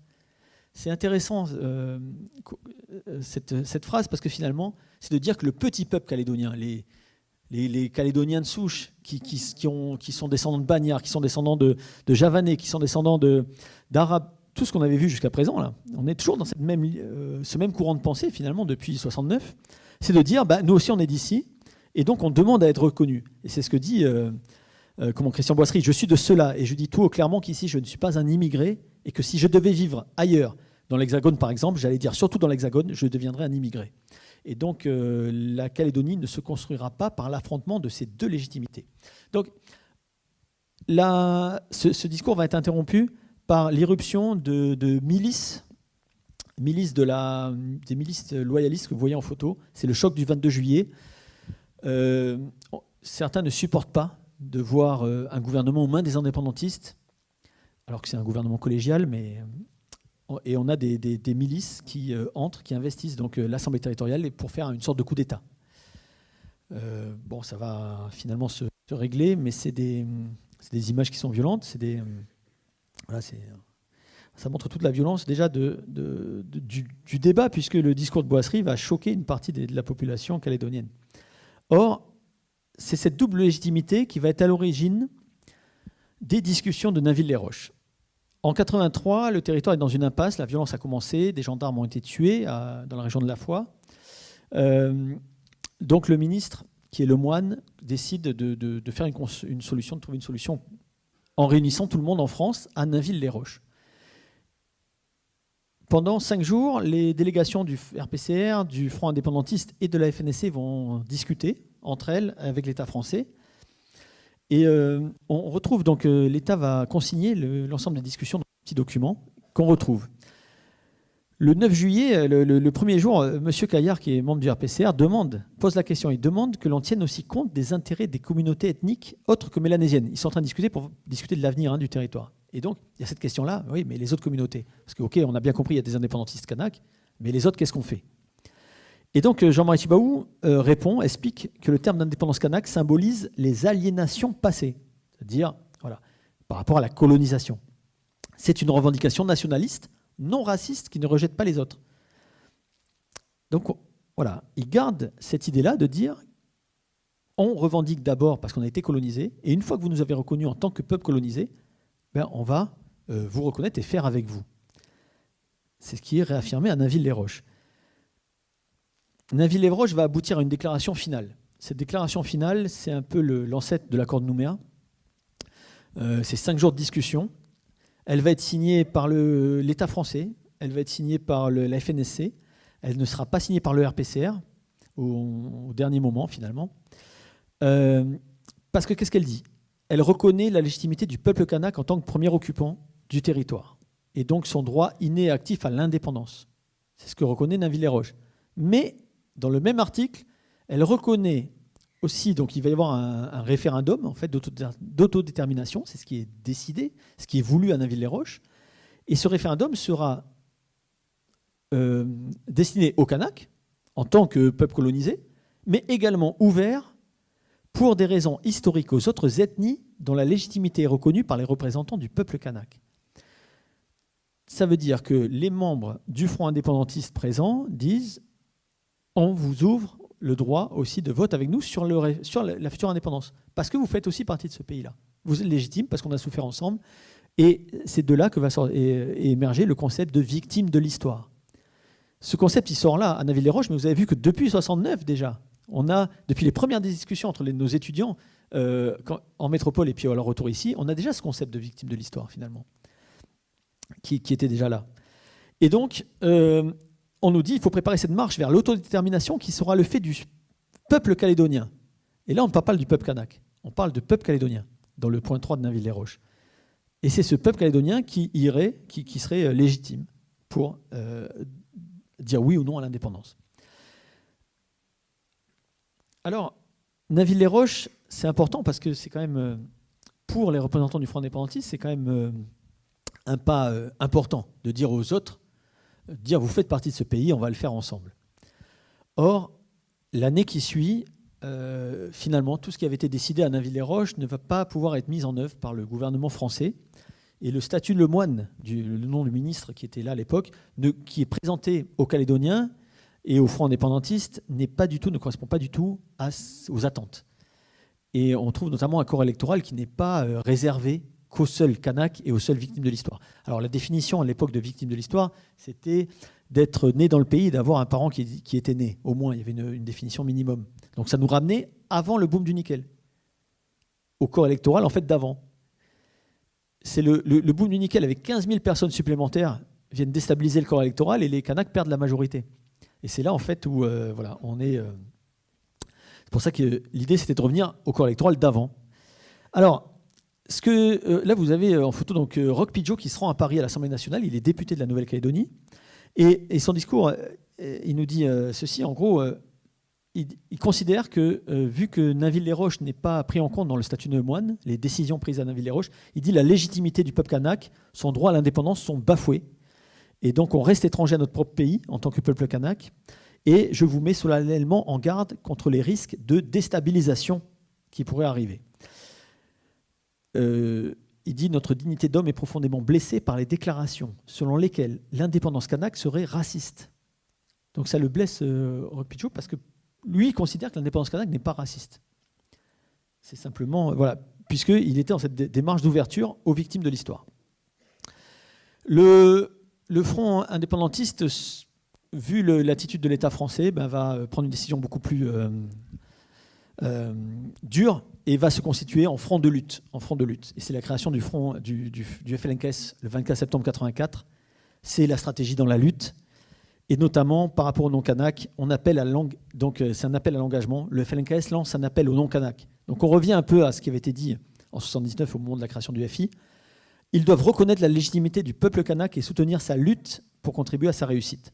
Et donc seul l'engagement solidaire dans la lutte légitimera leur citoyenneté de demain. Donc là, encore une fois, on revient à l'idée que si vous ne faites pas la guerre avec nous, si vous ne luttez pas forcément la guerre, mais si vous ne luttez pas à nos côtés, on ne vous reconnaîtra pas. C'est une sorte de recul, mais qui est lié à une déception, à la déception de l'échec de Naville-les-Roches. Et Léon Machoro va l'exprimer. Le 1er novembre 1984, il y a un congrès de l'Union calédonienne qui va décider du boycott actif des élections de 1984, des élections territoriales.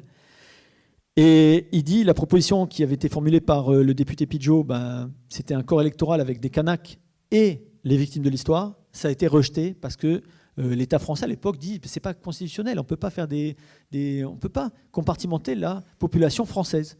En Calédonie, il n'y a que des Français. On ne peut pas dire un tel a le droit de vote, l'autre non. C'est pas constitutionnel. On sortirait du suffrage universel.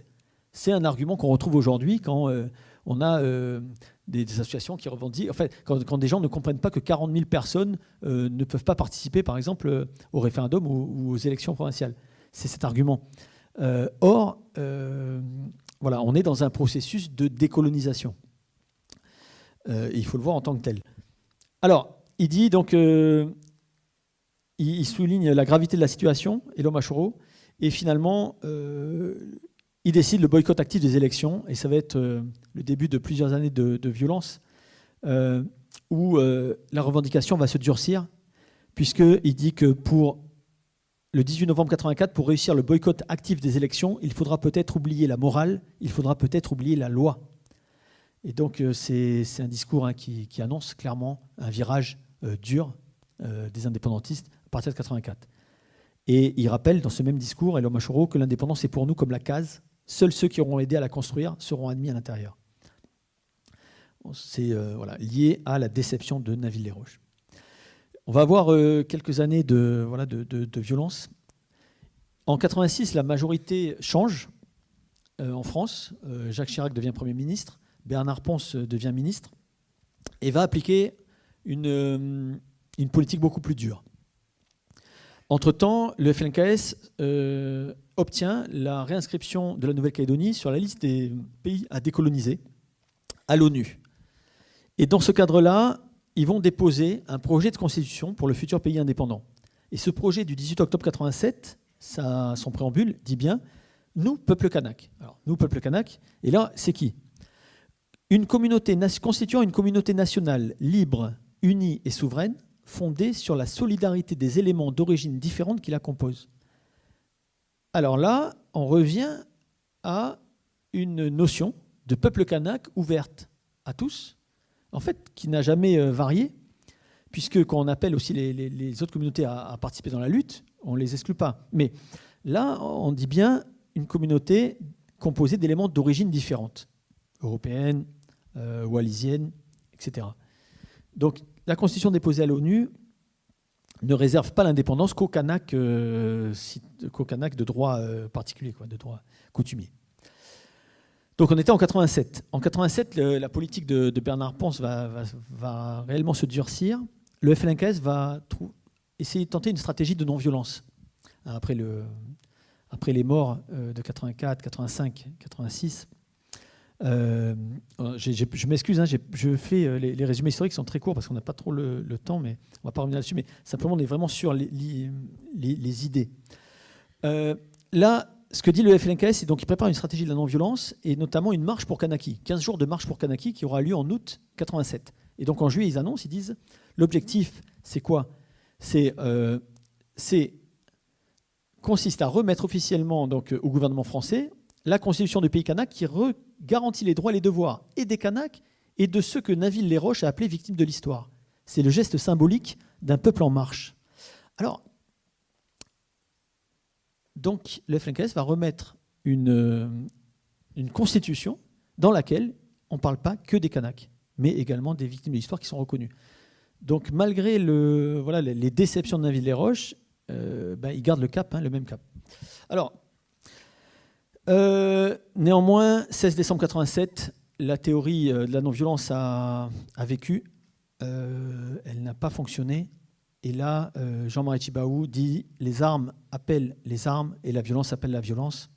Et donc, il appelle ses militants à protéger leur famille. Et il annonce une escalade de la violence, effectivement.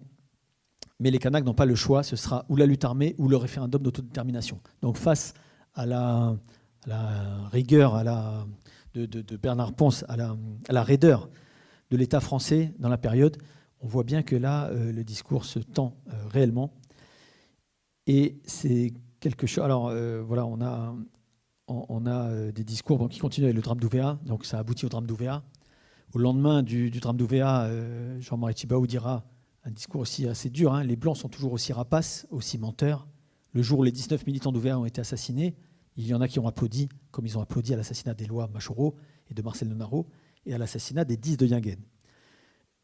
Mais malgré ça, malgré ce discours très dur, il dit ce que nous revendiquons, c'est d'être indépendants chez nous, mais nous sommes prêts à partager avec ceux qui accepteront la constitution de Kanaki, d'abord ceux qui participent au référendum, les coloniaux, les descendants de Bagnards et de colons.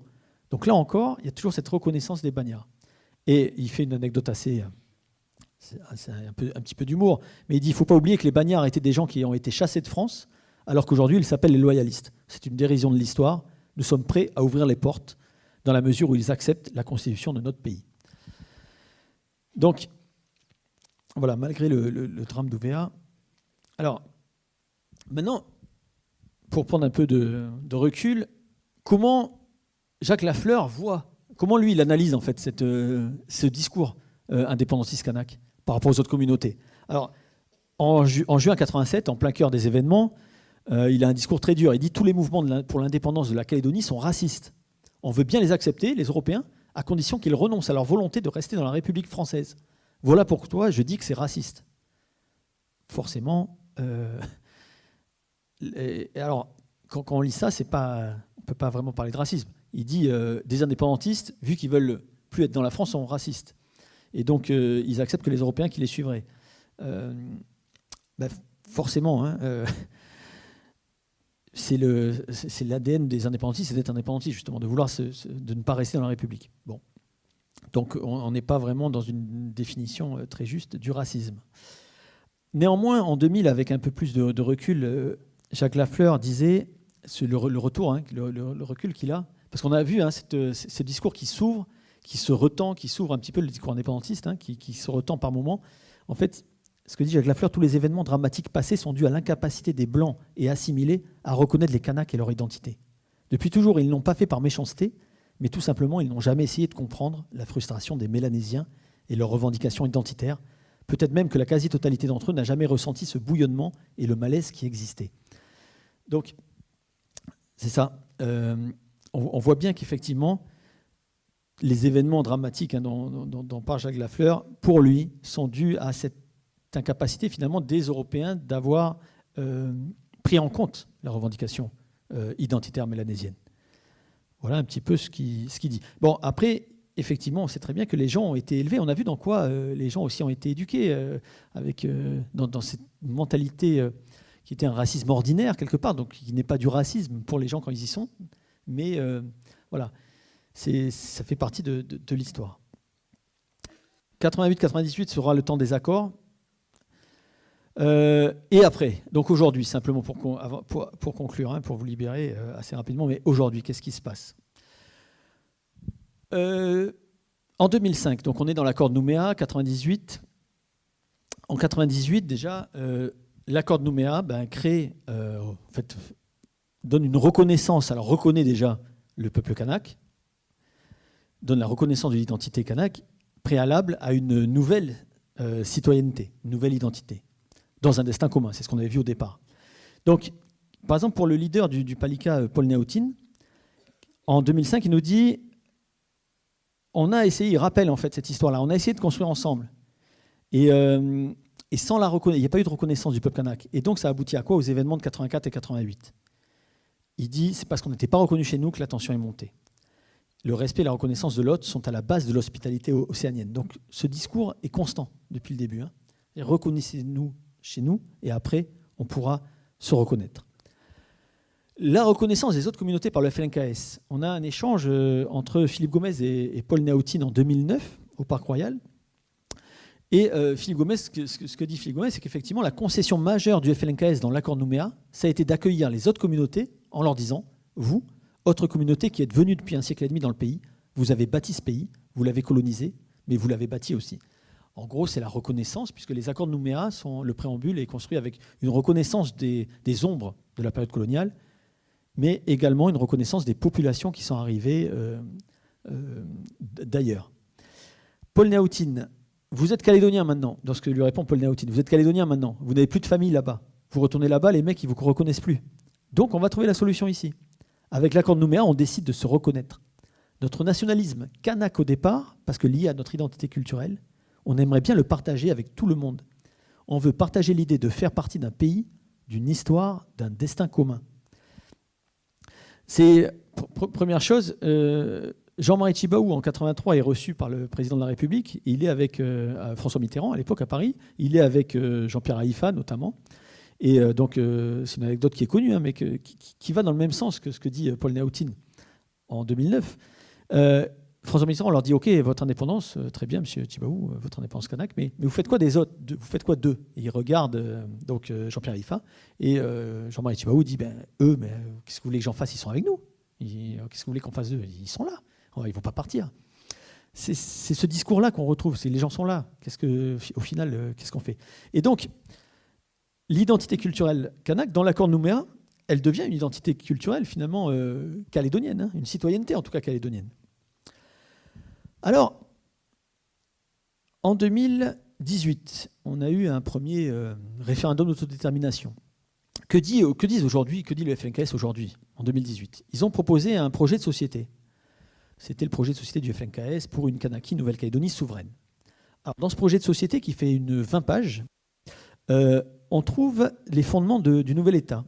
Et notamment, un des fondements, c'est Kanaki Nouvelle-Calédonie est une nation pluriculturelle. Donc, ils nous disent le principe de pluriculturalité amène à être traduit dans les institutions le défi de construire une identité nationale qui va agréger les multiples identités de la société calédonienne autour de l'identité kanak. Ils reprennent en fait les accords de Nouméa avec l'identité kanak au centre du dispositif, et autour, on amène les différentes identités pour faire une identité commune. Et donc, en gros, ça se symbolise très clairement dans le projet par la création de la Chambre des représentants. Alors ça, en fait, c'est le Sénat coutumier qui serait ouvert à des représentants des autres communautés. Ça se représente sur les modes de gestion du foncier.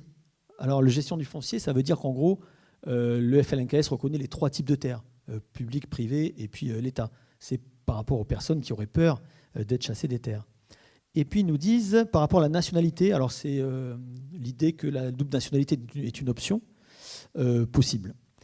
Donc la promotion du vivre ensemble, la protection et la promotion du vivre ensemble. Et effectivement, dans ce projet, on nous rappelle l'évolution depuis la déclaration de Nainville-les-Roches de 1983. Il témoigne de la réalité du vécu de la société calédonienne. Donc là, ça rappelle un peu ce que disait Paul Néautine en disant on vit ensemble depuis longtemps. Et puis, il puise sa force et son originalité dans les échanges multiples entre la culture kanak, culture autochtone, culture européenne et les autres communautés océaniennes, asiatiques, etc. Donc, ça, c'est le projet aujourd'hui, c'est ce que défendent aujourd'hui le FLNKS. Alors, on va me dire, oui, c'est les responsables. Alors, c'est intéressant d'avoir là une photo là, qui est assez intéressante. Vous avez ici, pendant la campagne référendaire 2018, une photo du président de l'AJKM qui est de dos. Alors l'AJKM, c'est l'association Jeunesse Kanaki Monde. En gros, c'est l'association des jeunes de l'Union calédonienne. Et on voit le t-shirt qu'il a, donc ça se passe à Wailou en 2018. Et sur le t-shirt, on voit le terme kanak ne désigne pas une ethnie ni une race. L'objectif d'une société kanak signifie la construction d'un peuple multiracial, solidaire et fraternel. C'est la fameuse citation de Pierre Declercq. Et donc, effectivement, pour la campagne 2018, les jeunes de l'UC ont fait imprimer ces tricots avec un drapeau kanak devant. Et cette phrase-là, pour finalement affirmer qu'effectivement, les jeunes s'inscrivent là-dedans. C'est un jeune de Saint-Louis qui vit à Saint-Louis, quoi. Ils s'inscrivent dans cette idée-là. Conclusion. Je vais revenir au point de départ, en février 69, avec le grand chef Nidosh Neslin, dans le fameux journal Kanak comme livre. Et en fait, ce qui va nous rappeler le fondement finalement de la chose. Une citation du grand chef. « L'éducation restera certainement la méthode la plus efficace de formation et de libération des hommes, parce qu'elle s'adresse aux enfants, parce qu'elle atteint des masses considérables, à laquelle on peut adjoindre la formation des adultes, et devrait toujours comprendre ce souci majeur. Comment faire pour que les hommes se jugent objectivement tels qu'ils sont, et non plus à travers des images imposées par la crainte et par la peur. » Donc c'est ça. C'était l'objectif un petit peu de rappeler des choses, rappeler les éléments, rappeler des éléments factuels en fait, pour qu'on puisse débattre après de tout ce dont on a à débattre, mais qu'on puisse le faire sur des bases factuelles, des éléments scientifiques, des textes, des documents d'époque, des archives, et non pas des on-dit ou des idées ou des choses. Voilà. C'était important. Je m'excuse pour la partie un peu historique. C'était assez compliqué de faire un résumé. Je n'ai pas l'habitude. Normalement, on fait toute l'histoire que je vous ai racontée. Normalement, c'est un cours de 15 heures ou 20 heures. Hein. Donc, c'était très dur de faire des choix. Voilà. J'espère que je ne vous ai pas trop perdu. Mais voilà. En tout cas, merci beaucoup. Je pense que les débats vont être riches. Merci.